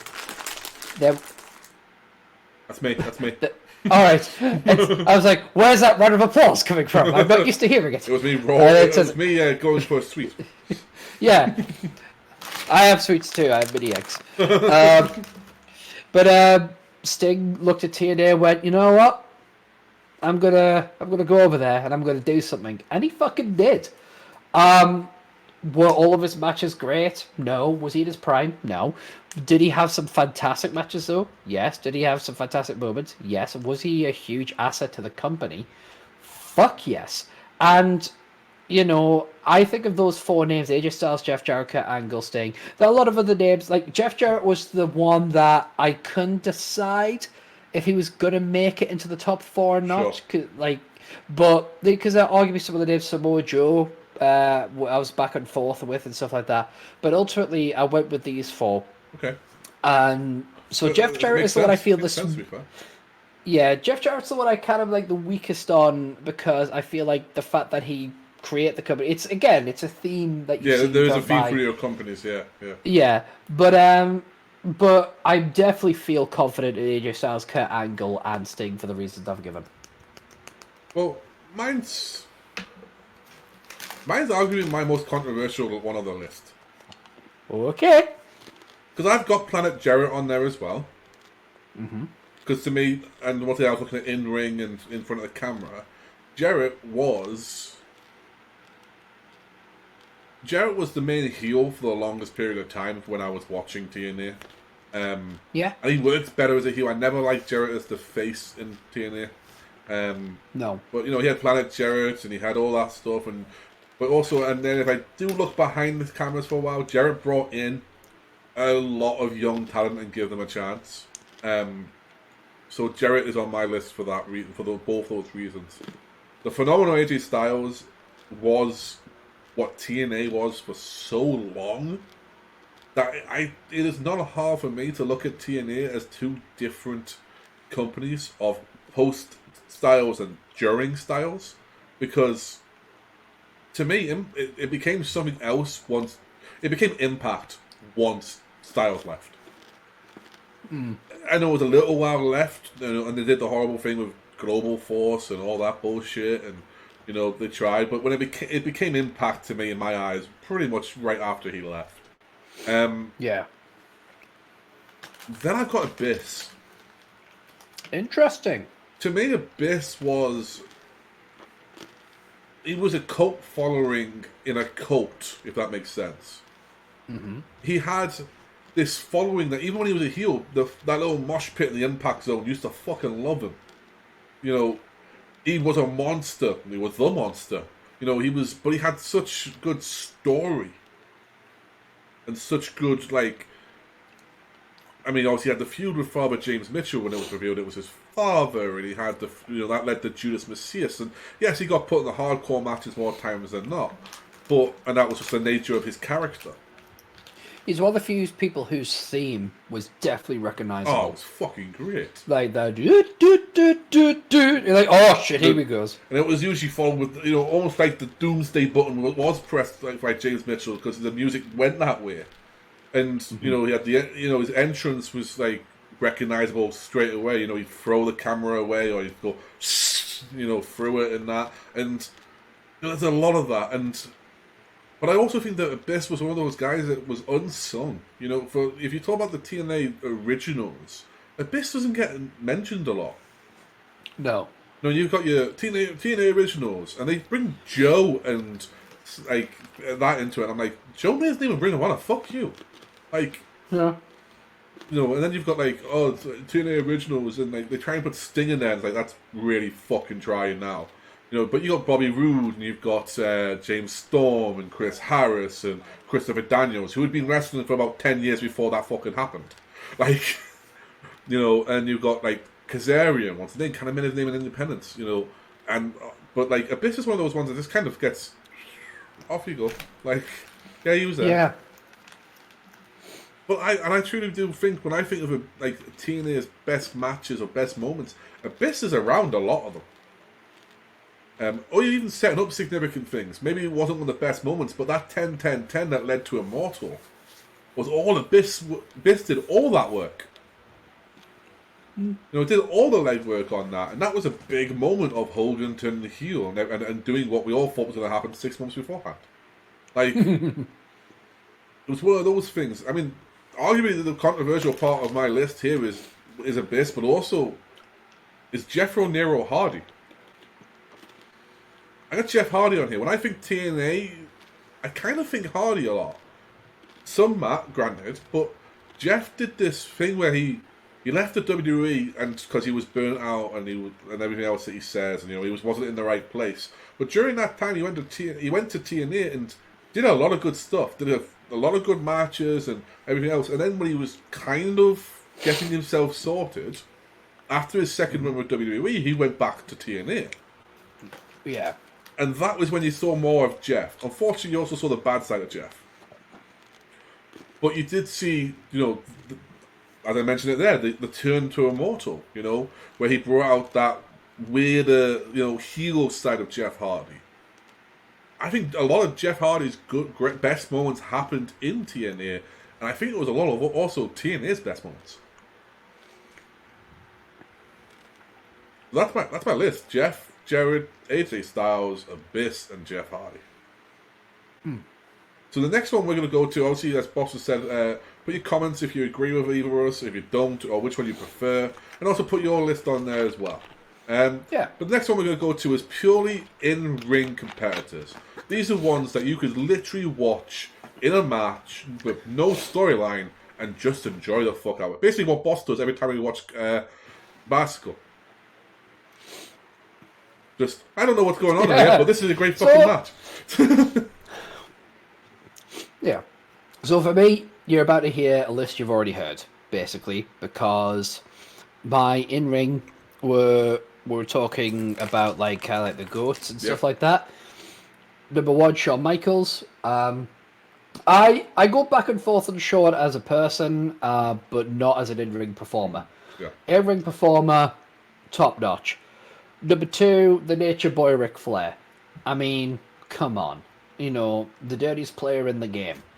Like, it's not just about, you know, what can you do in the ring in terms of move sets and stuff like that, but also what can you do in the ring for your opponent, for the fans? What, you know, can you tell, it's not just about can you do fucking 5 flips before you hit the ground. You know, in-ring ability is also about, okay, can you make this make sense? Can you tell a story? Yeah. Number 3, Kurt Angle. Yep. If I have to explain that, you're not a wrestling fan. You don't watch wrestling. You know, you're watching. If you are a wrestling fan and you don't know why Kurt Angle is on an in-ring list, it's because you've only seen Kurt Angle when he came back to WWE. Exactly. You know, but don't worry, I do believe TNA are hiring. And then number 4, Eddie Guerrero, Viva la Raza. Latino Heat. Again, same kind of reason. Like these 4 people for me are like, it's as you said. If you were to be like, hey, I found this match with Shawn Michaels and Ric Flair, WrestleMania. You know, oh, I found this match with Kurt Angle, Eddie Guerrero, WrestleMania. You know, hey, I found this match with Shawn Michaels, Kurt Angle, WrestleMania. You know, hey, I found this match with Ric Flair, Eddie Guerrero. Okay, a slight argument at Royal Rumble, not quite a match, but WCW Road Wild or Hog Wild 1996 for United States Championship. Thank you, Geek. You know, it's like any combination of these, whether it's, you know... There's only one combination in your list that you never saw. Did you get that? I know we froze for a moment there. There was only one combination... I did. No, there's only one combination on your list that you never saw. Rick and Kurt. Shawn and Eddie. Of course, yeah. That's Which was right. what was supposed to happen no, we in never 06. did see that one. If Eddie hadn't passed, the WrestleMania match at 22 was going to be Shawn versus Eddie. Yeah. But, like, these 4 are... It doesn't matter who you put them in the ring with. You know, as I said before, it doesn't matter who you put them in the ring with. It doesn't matter what the story is. It could there doesn't even have to be a story. It can literally be like, you can literally have them on screen going, hey, let's just have a match. Okay. And then they have a match. And it's like, this is fucking awesome. Take my money. Yeah. You know? Yeah, I mean, it's very similar to my list in aspect of the terms of why you've chosen those people. Only one name is the same. Oh, okay, interesting. My in-ring list is, in my eyes, the greatest in-ring performer of all time, Shawn Michaels. And to quote Shawn Michaels, I will put on a show that you've never seen before. Why? Because I can. Yeah. Shawn Michaels always... I mean, we've watched some stuff on basketball with older Shawn and newer Shawn. And Shawn's just so good at everything all the fucking time that if I didn't love him, I'd hate him. Yeah. Like, he's just that good. Then Ricky Steamboat, the Dragon. Oh, God, yeah, Ricky Steamboat. Even, like, when I think of Ricky Steamboat, like, you have the benefit of, a wealth of babies. But my first thought is him and Jericho at WrestleMania as him as the last surviving legend. The match at facing... Backlash the month after. Yeah, like no, but like it's like, dude, we can see that you've aged, but when you're in the ring, it's as if we're just looking at the way you've always Yeah. been. Like, what the fuck? I've been lucky enough recently that I've been I think I'm lucky enough. I've chosen to do so.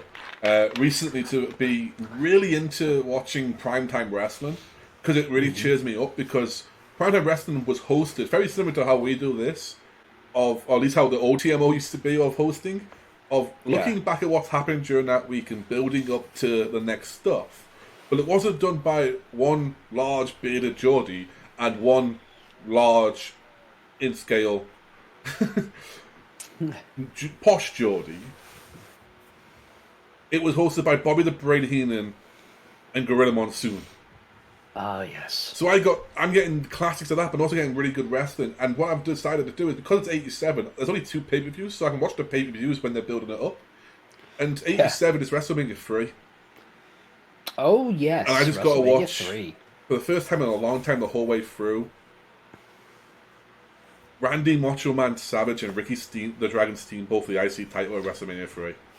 And it is such a fucking clinic and a masterpiece. Yeah. That if you have a wrestling school and you're not telling people to sit down and watch what these guys do at this point in time, and if you've got Dr. Tom there, which would be amazing, telling you why they did it and why it works and why you feel the way you feel, then yeah, I mean, it's just one of those things. And Ricky could do that. I mean, Ricky's greatest matches, in my opinion, were with Motch, but they were also with Ric Flair in the 1989 classic trilogy that they had, which we will be getting to on Bicycle, because I have planned that out already. But Ricky the Dragon Steamboat, even, like you say, even when he came back after years of being retired, Yeah. was so effortless in everything he did. It was just unbelievable. My next one is similar to that. And a man who I think the career was cut short. Cut short. Cut short even. And I would have loved to see him be, maybe just have been able to have 3 years longer and he would have been a main event talent. My next talent is the Iceman, Dean Malenko. Wow. I could watch Dean Malenko wrestle a paper bag. Like, and he'd probably be 5 stars. Like, it would. He was so good that everything he did made sense. And yes, the man was a man of 1,000 holds, and he had 1,000 holds, and he could put you in and stretch you and do all sorts. But even now, I find myself watching old Dean Malenko clips and going, "When the fuck did he do? I've never seen that before," and I still haven't seen it by anyone else. Dean Malenko was just. I mean, it was another level. Dean Malenko is one hell of a fucking talent. It was just another level. He wasn't, and someone, he was very much in the technical aspect. Wouldn't really change his style up unless it was. He worked great against luchadors because they had that sort of flashiness to go against his what was perceived as a lack of charisma. You're right there, boss. You're really rolling around. Yeah, don't worry, just an episode. It's fine. Okay. Just wanted to make sure. But more information about F&D, check the fucking descriptions. Now we move on. Alright, the next one and the final one of my in-ring top 4 is a man I am very proud to say I've met. A man who I love his work as a character in the ring, but also as a technician and a brawler. It's Master William Regal. Oh God, Master William Regal! Master Regal is that. He's a master. I remember watching an NXT episode when we were live at the show. And he was on commentary during that period of time. It was him and Stryker. Mm-hmm. And we didn't see him come out, so we booed him out we booed NXT out the building. And there was legitimately loud chants of, "We want Regal." And Matt Stryker literally, during a break or perceived break, when they were chanting "We want Regal," turned around and went, "We have a surprise, just shut up." And the crowd just went, "Oh, fuck you." And then the next 10 minutes, which were fastly edited off TV because it was going to Superstars, which, as we all know, is a daytime TV show, was "Fuck you, Stryker."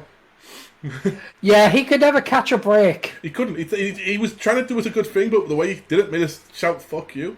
And what happened that night was something was one of my favorite matches that not a lot of people have seen. It was superstars. It was Daniel Bryan who'd come out first, and then Master Regal came out. And halfway through his entrance, he's a man played, and my mate popped so loudly. Honestly, my mate was with me, and he popped so loudly that I thought fucking Triple H had walked out instead, because he turned around every time we'd gone to the TV tapings, and this was a third TV taping, or even when the house shows had gone, I bet he comes out to a man's man. And he came out and he went, I fucking knew it. I went, you've said it every single time. I didn't count as a fucking guess. Yeah. I thought me turning around and going, I bet you have beer tonight. By the way, that clip is available online on YouTube, so you can easily find it. Oh yeah, it's available everywhere. I believe it's on the network as well if you want to. But yeah, and a hell of a clinic. I mean, and purely think about this. William Regal could have a match with Triple H when he was mid-card tag team talent, and you legitimately thought he's going to fuck him up. Especially after the speech. Yeah. And, you know, if Regal could put a motherfucker in their place, so... That's Goldberg. You know, yeah. Goldberg famously wasn't allowed to go over 5 minutes and couldn't wrestle, so William Regal made him wrestle for 7. And made him wrestle. Listen here, sunshine. My favourite William Regal kind of promo. There's so many to go from. Was the one he did before he fought back then Antonio Cesaro in NXT. Yeah. Oh, I had the 6-man tag he had as well. Oh, he starts talking Jody to Adrian Neville at the time. I want that clip. It's on Edge. I'll find it for you and I'll send it over. I know it's on. I know the episodes are available on the network, so I will send that over. So yeah, that's our in-ring combination. Our in-ring Mount Rushmore. With me, you've got Sean, you've got Ricky, you've got Dean, and you've got Master Regal.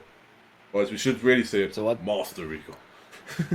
So once again, in the comment section below, which one do you side with most, and what are your Mount Rushmores for in-ring talent? So we move on. Before we move on, I'm going to ask, do you want to take a break? Because honestly, it looks like you're bouncing around happy. There's like some dance music and you're high on something. No, I'm perfectly fine. For anyone that's not quite sure what's going on, it's just a problem I have. It's FND. My body and brain don't communicate correctly, so sometimes I do weird shit. But I'm perfectly fine to continue. It'll be fine. Because... But thank you for checking in. Okay. We are now going to move on, and it's the thing is, Geek is supporting me, and wrestlers need support, and they call those supporters managers. So. I'm going to quote something that you love right now. Yeah. Great segue. Who's nice anyway? There you go. Yes, we're going to do a manager. Wow. So, my Mount Rushmore of managers, okay? Number 1.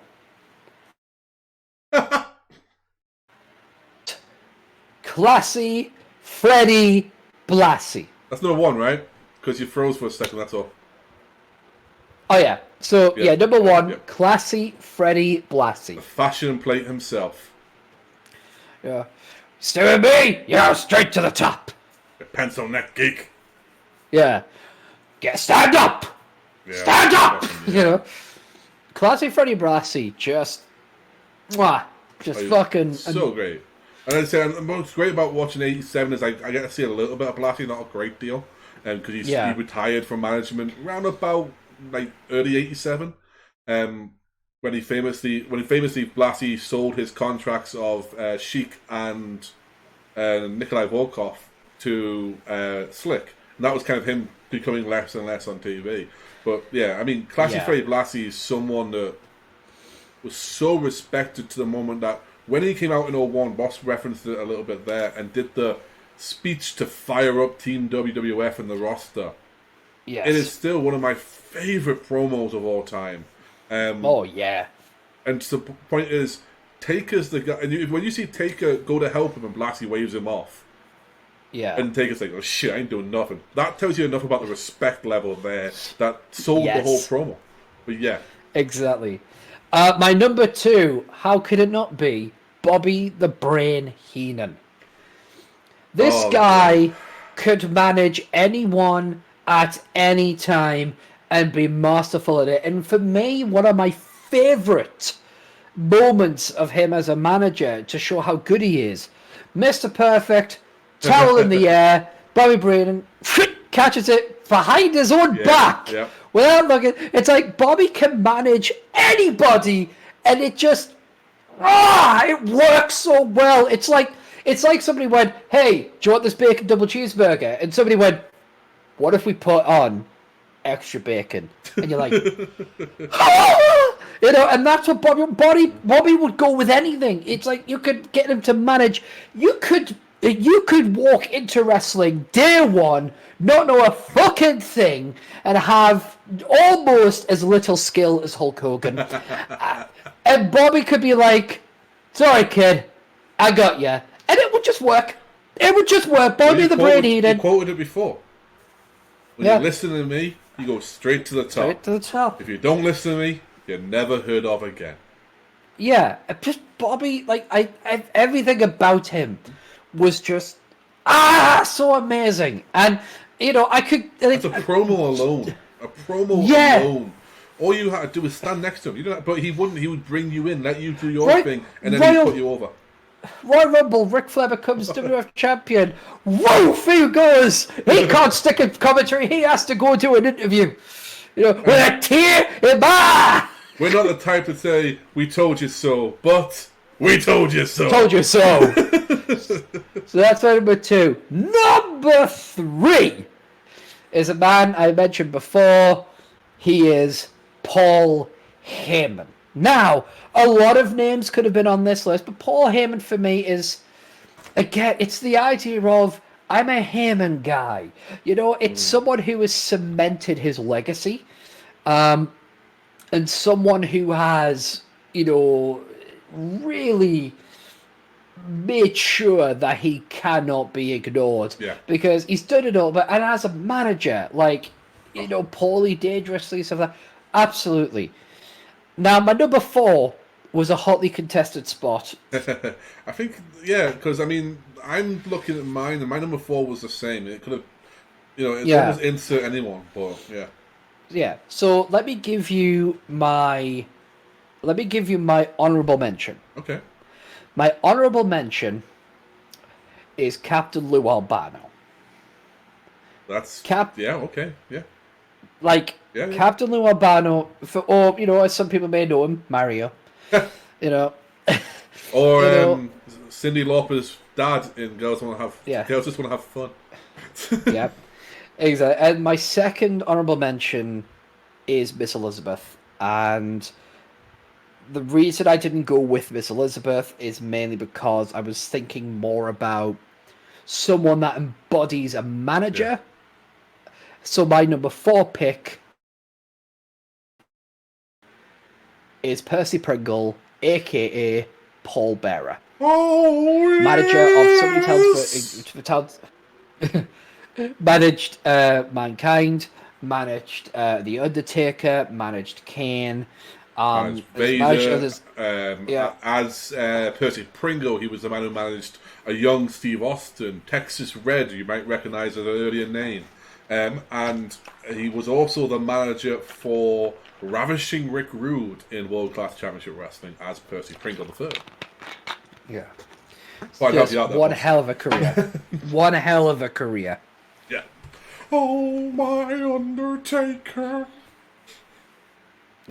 Kane's alive!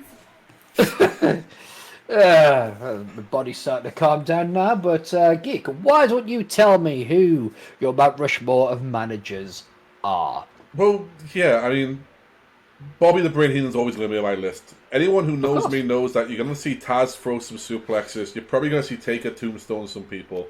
Some Sweet Chin music's going to be in there. And then you're going to hear a Bobby Brain promo or just one-liner. Because Bobby... we've said so much, but let me put it this way. I mentioned there, some of the people that Percy Pringle the third, Paul Bearer managed. Let me put it this way for Bobby the Brain Heenan. King Kong Bundy at WrestleMania 2. Big John Studd against Andre at WrestleMania 1. Andre the Giant at WrestleMania 3. Haku and Tama, the Islanders. Ravishing Rick Rude. The King Harley Race. The Brooklyn Brawler. The Red Rooster. Before he was Cock-a-Doodle. So, Terrence Taylor. And amongst so many others that he would bring in and help out and put out. But ultimately, I think the best combination might have been him and Perfect. It was effortless. They were just so good together. But yeah, Bobby the Brain Heenan, to me, is what a manager needs to be. He's what a manager should be. But also the next guy, a little further down, but is of the same ilk. It's the Mouth of the South. It's Jimmy Hart. Mouth of the South, Jimmy Hart. Remember this, Jimmy Hart was brought in to manage the Hart Foundation and the Honky Tonk Man. And from there, the Colonel went on to be, manager Dangerous Danny Davis, the Natural Disasters, the Quebecers, the Fabulous Rougeau brothers, the Canadian strongman Dino Bravo, Hulk Hogan, Brutus the fucking Barber Beefcake. And then went off to WCW and had the Nasty Boys, which he also had in WWE. He had the fucking Faces of Fear, which is Haku and the Barbarian. Like, who the fuck wants to mess with them two? Like, he had Hugh Morris. Is that supposed to be funny? No, it's true. He had Hugh Morris. I'll always throw an Austin reference in there as well, where I can. So yeah, I mean, the Mouth of the South, and what I loved about the Mouth of the South that was different from the Brain was always the Brain. Because I think about it this way, I just list off a bunch of people that both managers, and I forgot to mention that Bobby the Brain Heenan also managed the Brain Busters, Arn and Tully. Yeah. When you forget Arn and Tully, what the fuck? Like, how many guys is there you managed? But yeah, I mean, and Jimmy, what I loved about Jimmy was he would change his look up. Yes, sometimes it was just a jacket, but he would change his look up for every single person he managed. His luggage must have been fucking huge. Like, he must have torn the company and just gone, can you guys put this in the back of a truck? I don't have room on a suitcase. Like, I loved that. And I also loved the fact that he was always the Mouth of the South, but he would change up a little bit, in promos for whoever he was managing. My next one is, it's Paulie Dangerously. Yeah. I loved Paulie as a manager for earlier on in his career when he had the Samoan SWAT team. I love the fact we reference it now where he has the tribal chief, your tribal chief and mine. He has Roman, with the Roman Reigns. He was the advocate. He wasn't a manager, he was an advocate. Yes. For the Beast Incarnate. CM Punk, Ryback, Curtis Axel, Cesaro. Back in the day, he had 911, Taz, he managed. He had the original Midnight Express as well. When they split and they formed the tag team up again, they had the original Midnight Express, and he had a feud with Jim Cornette, which, if you ask some, is basically him fighting himself, but from Louisville. That's the argument. The argument that Bruce Pritchard always says is Jim Cornette and Paul Heyman, Paulie Dangerously are basically the same person, just from different areas of the country. Don't let any of them tell you that. And my final person here is really it's kind of a name, and people may accuse me of putting this name in there because I want it to be different or whatnot. Honorable mentions for me go out to Sonny. Oh yeah, what the hell? And to Slick. Yeah. The Slickster. I said Slick. The Slickster who is the stylish man in wrestling.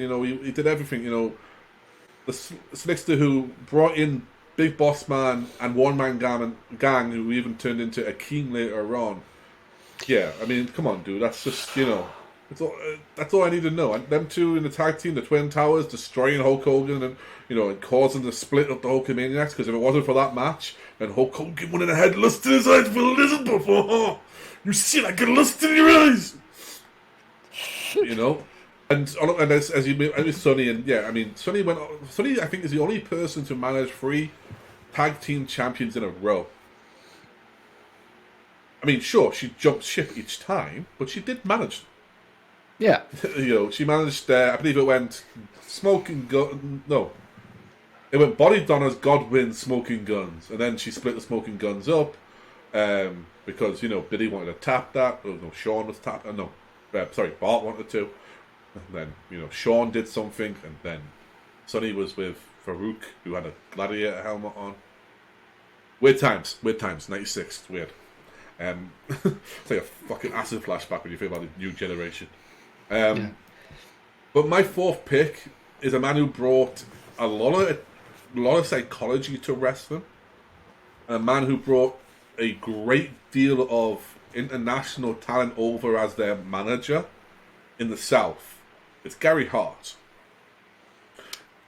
Now, Gary Hart works predominantly for Houston Wrestling, and for World Class in Mid-South. He did eventually work for the NWA in the, overall when Crockett and basically became WCW. But he was the manager of the likes of the Spoiler and the Great Muta and the Great Kabuki, and where we get the Kabuki-ish from Dusty. He bring these Asian talents in who had all these tricks of the Orient, as they would call it. But one of the things I loved is that he would promo for them, obviously because they were foreign and didn't speak English. And one of my favorite things what he did was he said that he was banned from ringside. He wasn't allowed to be in the building as with his wrestler. What he said was, "You think you can ban me from the arena? What you don't know is I'll buy a ticket and I'll sit in the crowd and I'll use a torch to signal things to my wrestler. My man will know exactly what I'm going to do. And he'll see me and he'll see the spotlight going off, and that will be the signal to do something. You can't ban me." And then the next time they did that, what happens? Everyone turns up with torches to try and put him off, so that he doesn't know which one's which. And Gary Hart wasn't even in the building. He did that, and you'd see it. That's how good of a manager he was. He brought and to me, he's most famous for bringing in the Great Muta over to the NWA. He'd bring Muta and he'd talk about the mist and the tricks of the Orient, but also about his martial arts skills and that. And famously at Clash of Champions, it was the Great Muta against Great Muta, and I can't remember who was a tag team partner, but it was against Terry Funk and the Nature Boy. And that was the big moment for them. Gary Hart's underrated, but he had a great mind and he was a great manager. It's just one of those things that when you think of managers, you don't always think of the South. You think of predominantly, you think of New York. That's my one, and that's why I said it was a bit controversial, the choice, because a lot of people think I'm just slipping it into almost hipster choice, But the thing is, what I know of you is that because I have a huge amount of respect for your wrestling acumen, like your library of knowledge. Like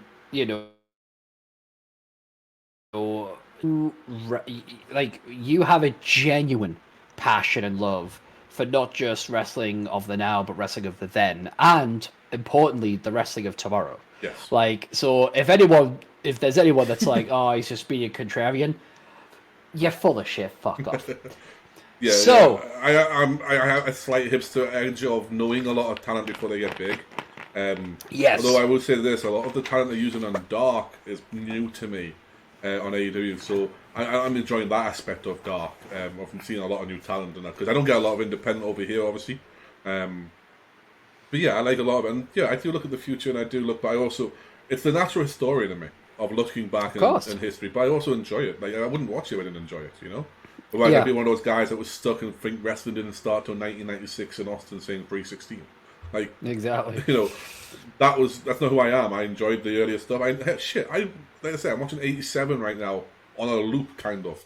Like, I'm building the Survivor Series, which is fucking great to listen to how they built to the original Survivor Series. Especially considering I didn't remember some of the fucking teams, and I watched it not too long ago. Like, when was Superstar in that? But yeah, well, I'll tell you what, we're going on a little longer than I thought we are today. I'm just saying, we're going a little longer than I thought we were. I didn't think we'd take this long, but we have talked a lot more in detail than most probably expected. So what we'll do, we will do 2 more, and then we'll do a part 2 for you guys for the rest of our list. What we're going to go to, boss, is our women's Mount Rushmore. Okay. And our announced teams. We do have announced teams on there, right? Announced teams are not on my list. Okay, but we won't do announced teams then. We'll give you time to do that one. Have you got worst gimmicks or worst champions? I've got either or. I can give you any of them. We'll do worst champions. That'd be okay. And then we'll continue. Then after the recording, I will make sure you've got what's in front of me. Yeah. Okay. So which one do you want to go with first? Women or worst champions? We'll go with women. Okay. Number 1 on my Mount Rushmore of women. I'm ready for you all to say it. For me, Becky Lynch. Fuck all of you. I don't give a shit. I don't give a shit. Come at me. Come at me. You know. This is bullshit. I won't be your Huckleberry, but I'll be your Russo. I'm not going to bother justifying my decision because I already did it. So fuck all of you. Number 2, Trish Stratus. For me, kind of like it started like the likes of Trish Stratus and Lita and stuff like that was kind of like it was the beginning of the evolution. It started like the resurgence then. And yeah, of course, after Trish, you ended up with the likes of, no disrespect to them, but the likes of Kelly, who was essentially Eye Candy and Sherry, who was Eye Candy and Caris Michelle and all these people. And I'm not going to diss their in-ring ability with that, but rather that they were pushed, you know, because of how they looked, and they looked gorgeous, you know, but their in-ring talent was not in question. Like, it was not, you know, nobody in upper management was going, we need a good match out of these people, you know. But that being said, Trish Stratus was someone who was used as a valet, was used as someone who was top-heavy, blonde and gorgeous, and yet put in the work to get better at her craft. So was like, you know what? I'm not just going to be a pretty face, as pretty as it is. You know, I want to be able to go in that ring and be proud of the work I produce. And for that reason, she is on my Mount Rushmore, because it's one thing to be good. It's one thing to be hot. It is an entirely other thing to be hot and still think, you know what? I want to be the fucking best. Yeah, and I think in Trish's aspect of it, Trish, I don't think Trish is an argument for most people in it, you know. Unless that, you know, I mean, I would say right now, to anyone who's sitting there going, wow, you missed out a lot of like potential talent from Japan or from, you know, Mexico, anything like that. Yes, a lot of ours are America Central. You know, there's a very few international stars on there. That's just because of what we watch or what we grew up watching. You know, exactly. We grew up in an area where Japan was not dominant or even available on our TV systems. Exactly. I'll put it this way: New Japan has only just got a weekly show this week on British TV. Yeah. That's you know, we deal with what we can deal with. Yeah, we got the Fight Network and stuff like that. But shit, I was lucky that someone sent me a copy of Wrestle Kingdom. Otherwise, I wouldn't know what the fuck happened. Yeah, ask us this shit in 20 years. You know, exactly. See if it changes. Number 3 on my list is the 9th wonder of the world, China. China, you know, broke the mold, probably between her thighs. She just redefined things. You know, she was different, and you know, I'm not gonna. Here's the thing. I'm not gonna make jokes. You know what happened to her in the end, tragic. But I'm just gonna talk about the fact that, irrespective of her personal life, in ring, was she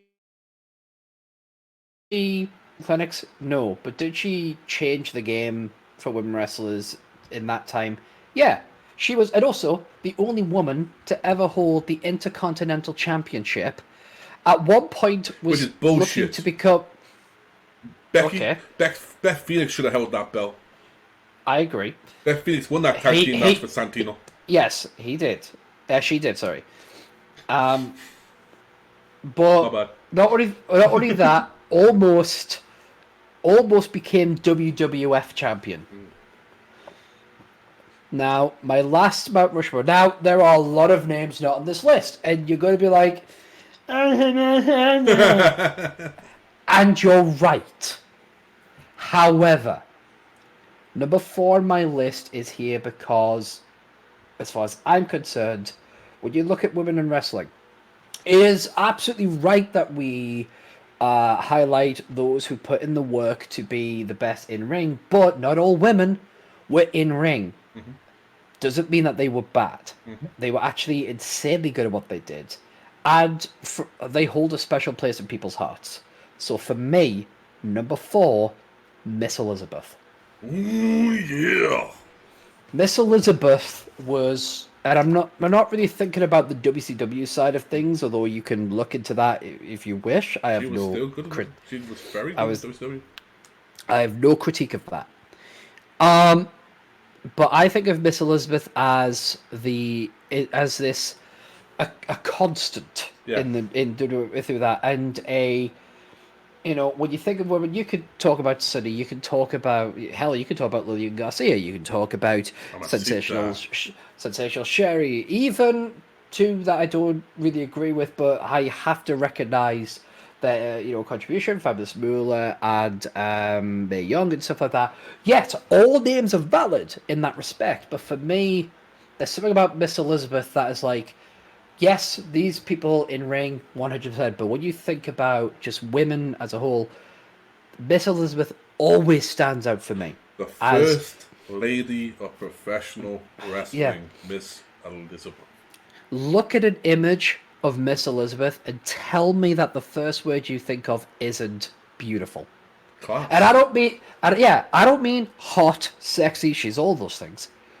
But this is a woman who, when I look at, I think, that is beautiful. Stunning. Yeah. It's class. She included class. She is essentially a princess. She is as close to a Disney princess as you get in real world terms. So those are my 4. Becky Lynch, Trish Stratus, Chyna, Miss Elizabeth. That's a strong format. No. I have Trish straight away.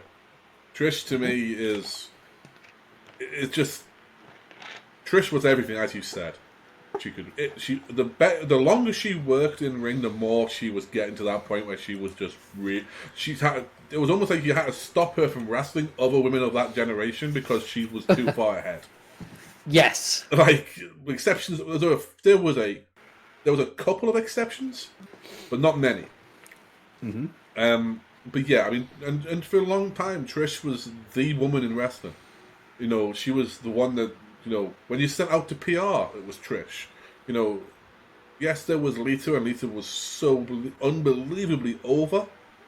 Yes. But not, and yes, to a level where she could have done this, but Lita was the cool chick that didn't have, that she was something different to Trish, where Trish was like, I mean, I honestly believe that to a certain point in time, Trish Stratus is what Vince McMahon would have made if he had to make a female wrestler. It's changed a little bit now, I think, and I'll explain in a bit, no doubt. But Trish Stratus is what he wanted from a female wrestler, as he, a diva as he became. Yeah. And obviously, Hall of Famer, multi-time WWE champion, some unbelievable matches. And even when she came back and she had that the retirement match or the post-retirement match with Charlotte like a couple of years ago at SummerSlam, she was unbelievable. I was like, what the fuck? Like, why are you so good still? Stop it. Just be retired so I don't have to say one more match, please. Come on. Don't give me good stuff like this. I'm going to ask you to wrestle all my favourites now. And, that would be, can we have a one-on-one with Bliss? Something I've said many a time. But I just think we'd have a good time, boss. I think we could just go to Disneyland. Her fiance could be there as well. Yeah. We could just have a good time, Yes, I know. In a respectful way. I know you want to protect her. You want to keep her safe, you know, from all the evils of I the world. basically want to be Braun. Yeah. In a lot of ways. And have cute high fives where she has to jump and everything. Yeah, do full on, like, hey. Yeah, Team Little Big. I can put her in my pocket. My next one isn't Bliss, funny enough. My next one, though, is it's Second Nature. It's Charlotte Flair. Woo! What Charlotte Flair has done in the amount of time she has done it, Yes. to the level she's done it, is ridiculous. I can't compare Charlotte Flair and her run at the moment to another female run. The closest you get is Brock Lesnar. In the fact that she came in, she dominated, and she kept dominating. Yes. Yes, she dropped the belt to Sasha, but whenever it was a pay-per-view payday, she got that belt back. Oh, yeah. Like, you know, Charlotte Flair is what Vince McMahon now sees as his perfect idea of a female talent. Yeah. She is stunning, she is beautiful, she's built in all the ways you know, that to me doesn't make sense, but she is. She's cocky, you know, she gives you that little wink during her entrance, you know, and now she's the queen. You know, she's got a promo on her that will cut through you like a fucking knife through butter. Just, you don't believe me? Ask her dad. She does it on him every 6 months. That is this time. That's what it seems like. Yeah. And don't get me started on fucking the Royal Rumble and Jerry the King Lawler's commentary. You know, unfortunately, he's on commentary during the fucking women's match, boss. I know you haven't got around to watching it yet. Oh dear God, I can't wait to bitch about that. Oh, dude, he takes Flair's side the whole time. Rick's. Oh, right, okay. He takes Rick's I was side thinking, the whole time. that was the most useful, helpful thing you could have said. That takes Flair's side, and I'm like, which one? I always say shut up. I don't know if you know this about. I don't know if you know this about family. There's 2 of them there. Yeah, but I don't often call Charlotte Flair. I know you don't. But yeah. But I'm simple-minded. But anyway, like I say, Charlotte Flair is, right now, with all due respect to Sasha, who is creeping up quickly, and Bianca, who looks like she could be the future of this business. I imagine she is. Can I just say, I know the results of the Royal Rumble. I couldn't escape the results. Yeah. I just don't know all the surprises that happen. With the respect to Bianca and to Sasha and to Rhea Ripley, who are quickly looking like they are the future of this business. Yeah. Charlotte Flair is the queen, and the queen stands on top of the mountain. Well, yeah. She is at that level now where she could have the title. She couldn't. She's still the one to beat. I agree. I absolutely agree. She is the standard bearer. Yeah. My next one is the 9th wonder of the world, China, for all of the reasons you said and more, boss. China broke the mold, and she may have broke it between her thighs. She may have just crushed it when she woke up one day. Like, and I'm not going to go into any jokes, even though you did make a Triple H pun without realizing. She changed the game. China totally wasn't necessarily a great in-ring performer, female or male. Yeah. But China was on that level where if she became the WWE champion for even a couple of days, you'd be like, that makes sense. Yeah. You might not be happy, but you'd be like, yeah, that kind of makes sense. Like, looking back at it, you're fucking crucified. I'm not happy about it, but like, fuck, am I going to be one to tell her? Yeah, I mean, they teased it at SummerSlam 99 before they changed it with Foley. But generally, there was a reaction that people thought, shit, China's going to be the world champion, and the reaction from the crowd in the arenas wasn't negative. Yeah. I mean, I'm sure the early days of the internet were complaining loudly, but what's fucking new? My last one, with honorable mentions going to Sherry, to Sunny, to Lita. is a sensational one, Sherry Martel. Absolutely, 100% agree. From a management point of view, Sherry Martel was unbelievable. You put people with Sherry, and Sherry made them. The Macho Man became the Macho King and became a whole new entity of madness with Queen Sherry by his side. The Heartbreak Kid Shawn Michaels became the Heartbreak Kid Shawn Michaels. He may say he's not your boy toy. He was Sherry's boy toy. Yes. Sherry sang on his record when they released it. Sherry was integral to HBK becoming the showstopper. Yes. But also in ring. Yeah. Sherry Martel had a great in-ring career well before she was the management that we know. I mean, in '87 she beat Moolah for the championship. Yeah. And, you know, legitimately. Sherry Martel was great. And I will not put Moolah on one of these lists for a fucking number of reasons. I have no problem with Mae Young, but I don't know enough about Mae Young's actual career that's not in the Attitude Era that I can put her on the list. It's just that. We'll leave it at that. But with Sherry, it's weird. When I was a kid, I was terrified of Sherry. I mean, legitimately. I was a kid, I was more terrified of her than fucking Macho Man. And I was supposed to be scared of Mach. Like, but Sherry she was evil, you know? And we watched the Royal Rumble 90 recently on Bicycle. And she did a whole promo where she basically just bullied a poor lass in front of everyone in the ring with brother love. And we were sitting there going, this would not go on TV today. Like, it just wouldn't. But people are in there and they're booing her out the building, and you can see the more heat she gets, the more she fucking loved it. Yes. And I remember there's a story from Bruce Pritchard who said that backstage she was a sweet southern little girl, you know, just like to have a good time and everything. If she needed to put someone in their place, she'd put them in their place. And there was a story where where Sherry had to slap Elizabeth and Elizabeth had to slap her back.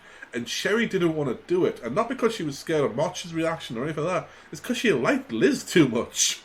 Yeah. That's what I like. And Sensational Sherry to me is one of those women that she worked with Booker T and Stevie Ray in Harlem Heat. She was Sensational Sherry. She was Mistress Sherry, you know? Yeah. She's unbelievable. I saw a whole new side of her as a face manager for the first time. But also, she did some funny bits with Colonel Robert Parker and Medusa, and I was generally like, this is a side of Sherry I've never seen. I only watched it like a few years ago when the network became available, because it was stuff that we didn't really see on. I think it was just before like the Attitude Era was really the Attitude Era, you know, like. And it was just this fun thing. Like, Sherry is just like this nice person who can kick ass and kind of looks hot doing it, like. And then one last thing for Sherry, and we'll move on to the worst champions. Yeah.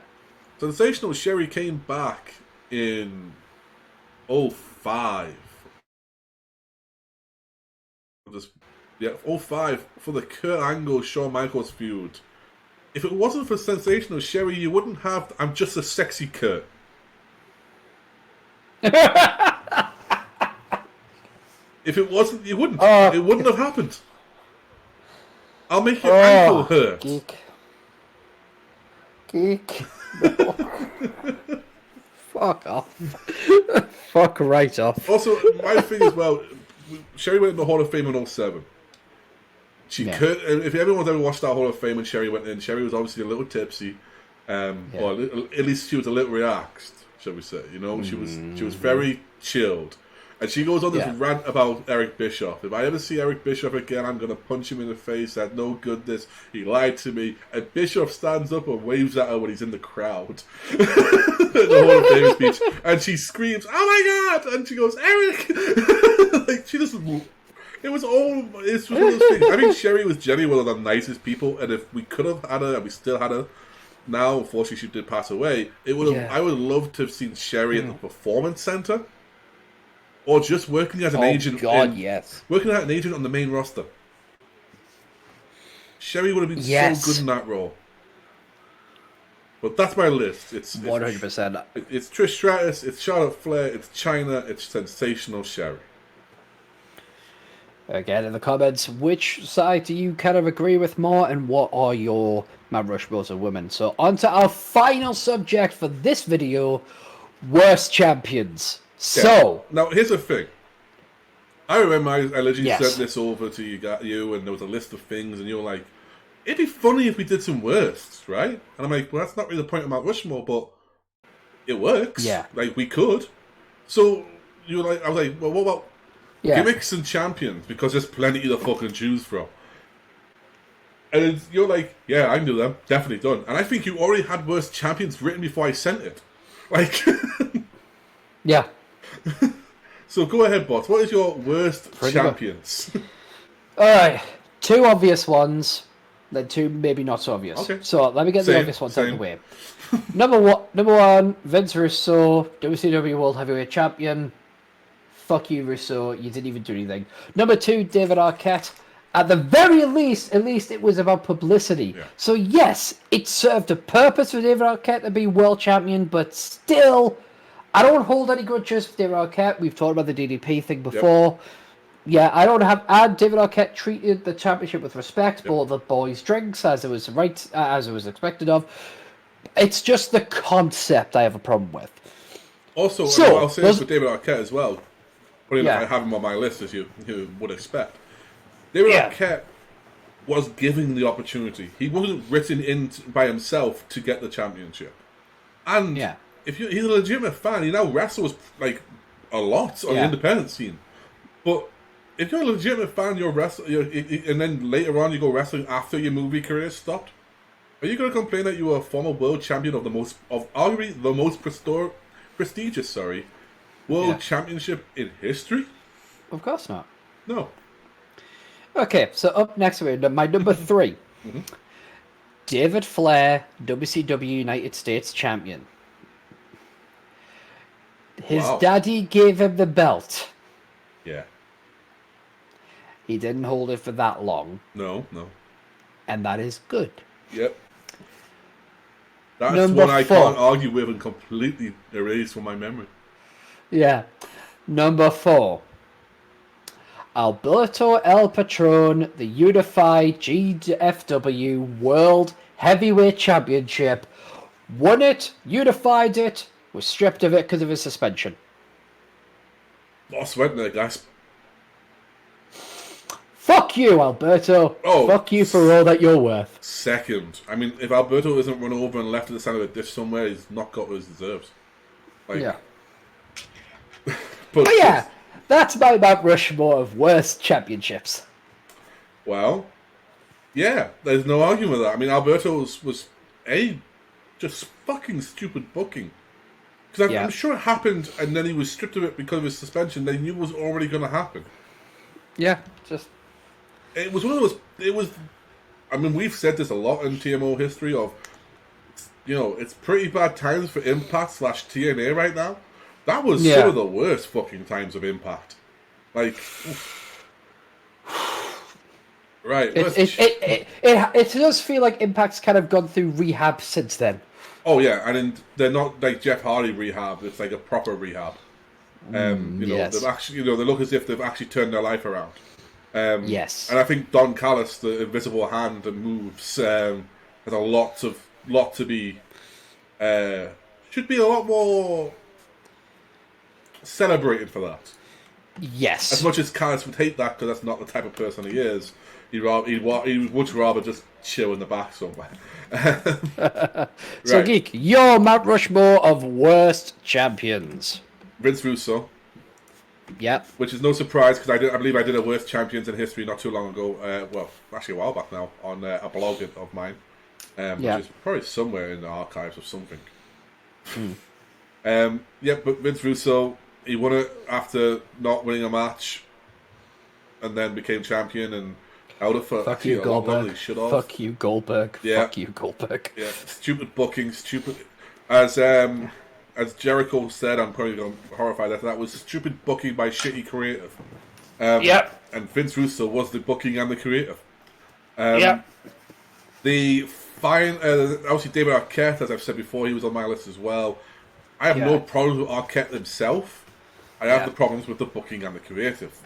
Yep. The idea behind it was selling a movie with him in it that's making the champion. Perfect logic. Maybe not legitimately make him the world champion. Maybe they have him, everybody think he's the world champion and then do something, you know. You're in a company with Dusty Rhodes. Do a fucking Dusty finish. Yeah. Anyway, our country. What's that? Bret Hart. WWE United States Champion. Oh, okay. Yeah, I'm with you. Don't give a man who cannot wrestle anymore due to concussion issues a fucking championship just to vacate it.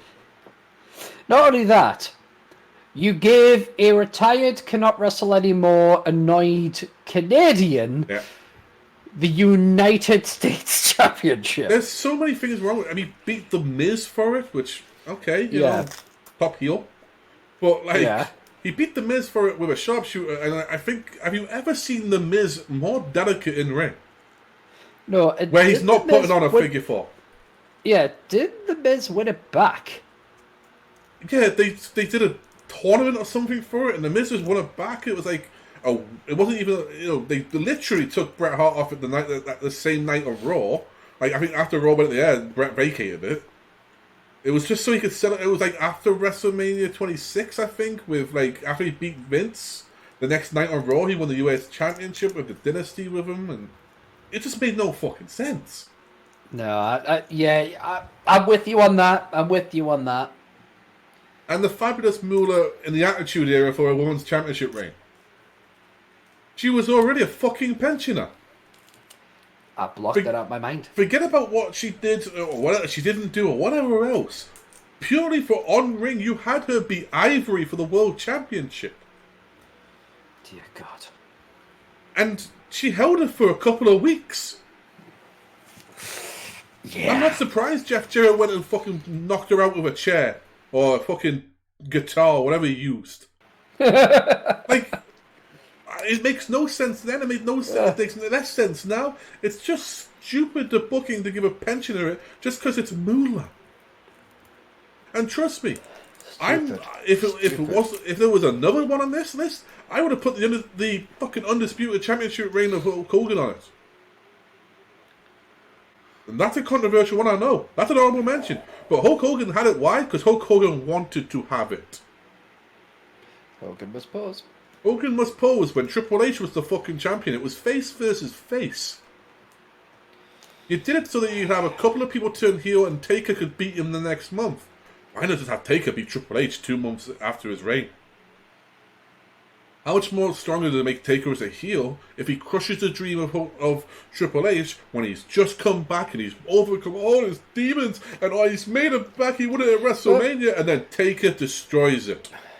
But Geek, then we wouldn't have gotten what is arguably the worst choke slam ever. On my birthday. Yeah, I mean, that pay-per-view happens on my birthday. Yeah. That was a shitty gift. Yeah. Don't get me wrong, Judgment Day 2002 is a great fucking pay-per-view. It has Angle versus Edge on it and hair versus hair. That's all you fucking need for that entire pay-per-view to be happy. And Taker wins the championship, so I was over the moon about that. But I did not need a 20-minute Hulk Hogan Undertaker match in 2002. I didn't need a 5-minute Undertaker versus Hulk Hogan match in 2002.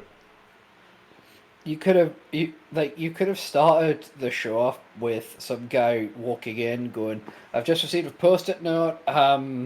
Hogan is gone. So Undertaker will just fucking fight somebody else for the title in a open challenge thing, and let alone whoever wins is the new champion." Yes, this is me being anti-Hogan and yes, whatever. I don't give a fuck. Don't complain loud. I mean, you're anti-Hogan, therefore pro-wrestling. That's a new shirt, is it? Sure. I mean, the other one is pro-wrestling, anti-confusion. Do we just cross out confusion and just put Hogan over the top of it? Just a face or something? Nah, you'll probably try to sue me for $124 million or something. Oh, I've got some things I can say that make him sue. Bring it on, I ain't got the money. Yeah. I am the epitome of a frivolous lawsuit. Try me. Yeah, you are insolvable. Yeah. This isn't even getting on to Goldberg. Do you want to go to Goldberg? Let's go to Saudi Arabia and meet the fucking Fiend. Or how about the time he beat Kevin Owens? I would give Lesnar a pass. His gimmick is he's not there. Goldberg's gimmick is I'm a monster, I'll destroy you. The only person he's destroyed in the last 3 years is his legacy and Dolph Ziggler. Because Dolph Ziggler is like a fucking bendy straw. He just keeps coming back. God rest his soul. I mean, he's not dead the yet, amount but of it's only a times matter of time. the amount of times that Ziggler has died for our sins is unbelievable. The poor sod. But anyway, my top 4 are Russo, Arquette, Hart, Moolah, Hogan, Goldberg. Goldberg and maybe a Lesnar one thrown in there for shits. No giggles, just again, shits. in the comment section, who do you agree with most, and who are your Mount Rushmores of worst champions? And as Geek said, that's basically going to be it for the first part. Yeah, we will do a 2-part of this because we're on of our dive into the world of Mount Rushmores. Yeah, we're on 220 already, and we've only got half the list done. I actually didn't think it would be that long of a show. I thought we'd get all of them done in like an hour and a half, but I forgot how much we like to talk about our choices and why we're right and everyone else is wrong. Or in my case, how I'm wrong and everyone else is right and I don't care. There is that as well. But yes, this has been Total Markout. My name is the Geek King, the Carriage Brew. You can find me at all the links below. Main place to find me on Twitter is @GeekStreams. That's G33K and then you can find me on Twitch over at twitch.tv/GeekKing, G33K King. I'm trying out some new shit. I've actually got some new games to play as well, so hopefully that'll be cool to watch. Boss is at SteveJones313. Good for what else, yeah. And you'll find that everywhere else. Remember to hit our Redbubble up. The link is in the bottom row. It's geekking.redbubble.com. You can find all our merchandise, whether it's bosses, pro wrestling, but anti-confusion, or my own Kaj Brew pocket, which is honestly my favourite design I've done recently. It's a secret Kaj Brew. Yep. As well as your bookmarks. There's a new show coming soon. And there you go, right there, right in front of your face. Boss showing some love for the production. Also, you can find our MIA logo at the bottom corner. You can find that shirt on there as well. Boss, take it off your face. There you go. Good boss. Also, remember, please, if you can, check out Scream T for all your candles and sculpture needs. That is Scream_T_ at Instagram. And I'll spell that out for you. It's right in front of your face on the screen, but it's SCREAM_TEA_. T is in a cup of tea, not as in what you put on your back. And finally, boss, you got anything else to say, mate? I've got to ran through everything. No, but all that I would ask you guys is to really do, even if you're not even if you are not picking which side you agree with, do let us know what your Mount Rushmores are. Feel free to give us the full list or just pick the ones that you're most interested in. Let us know what you think, and let us know if there's anything that we said that you disagree with strongly or agree with strongly, and if you have any other ideas of other Mount Rushmores that we may have not considered. I know from my list that we still have faces, heels, promoters, worst gimmicks, and tag teams to go through. Any others I've missed? We also have announced teams and personal favourites, so our biased top 4. So we still have those to go through. There's still another show left. Yeah, so we'll cover them in part 2, but if you guys can think of anything, let us know and maybe we can hit it up in a part 3. Exactly. That's all I've got to say about that. So basically, and I'm finishing this off as we always finish it off over here. Like, subscribe, follow, comment, do whatever you fucking need and whatever you feel like. But ultimately, that has been Total Markout Mount Rushmore's Part 1. Marks out.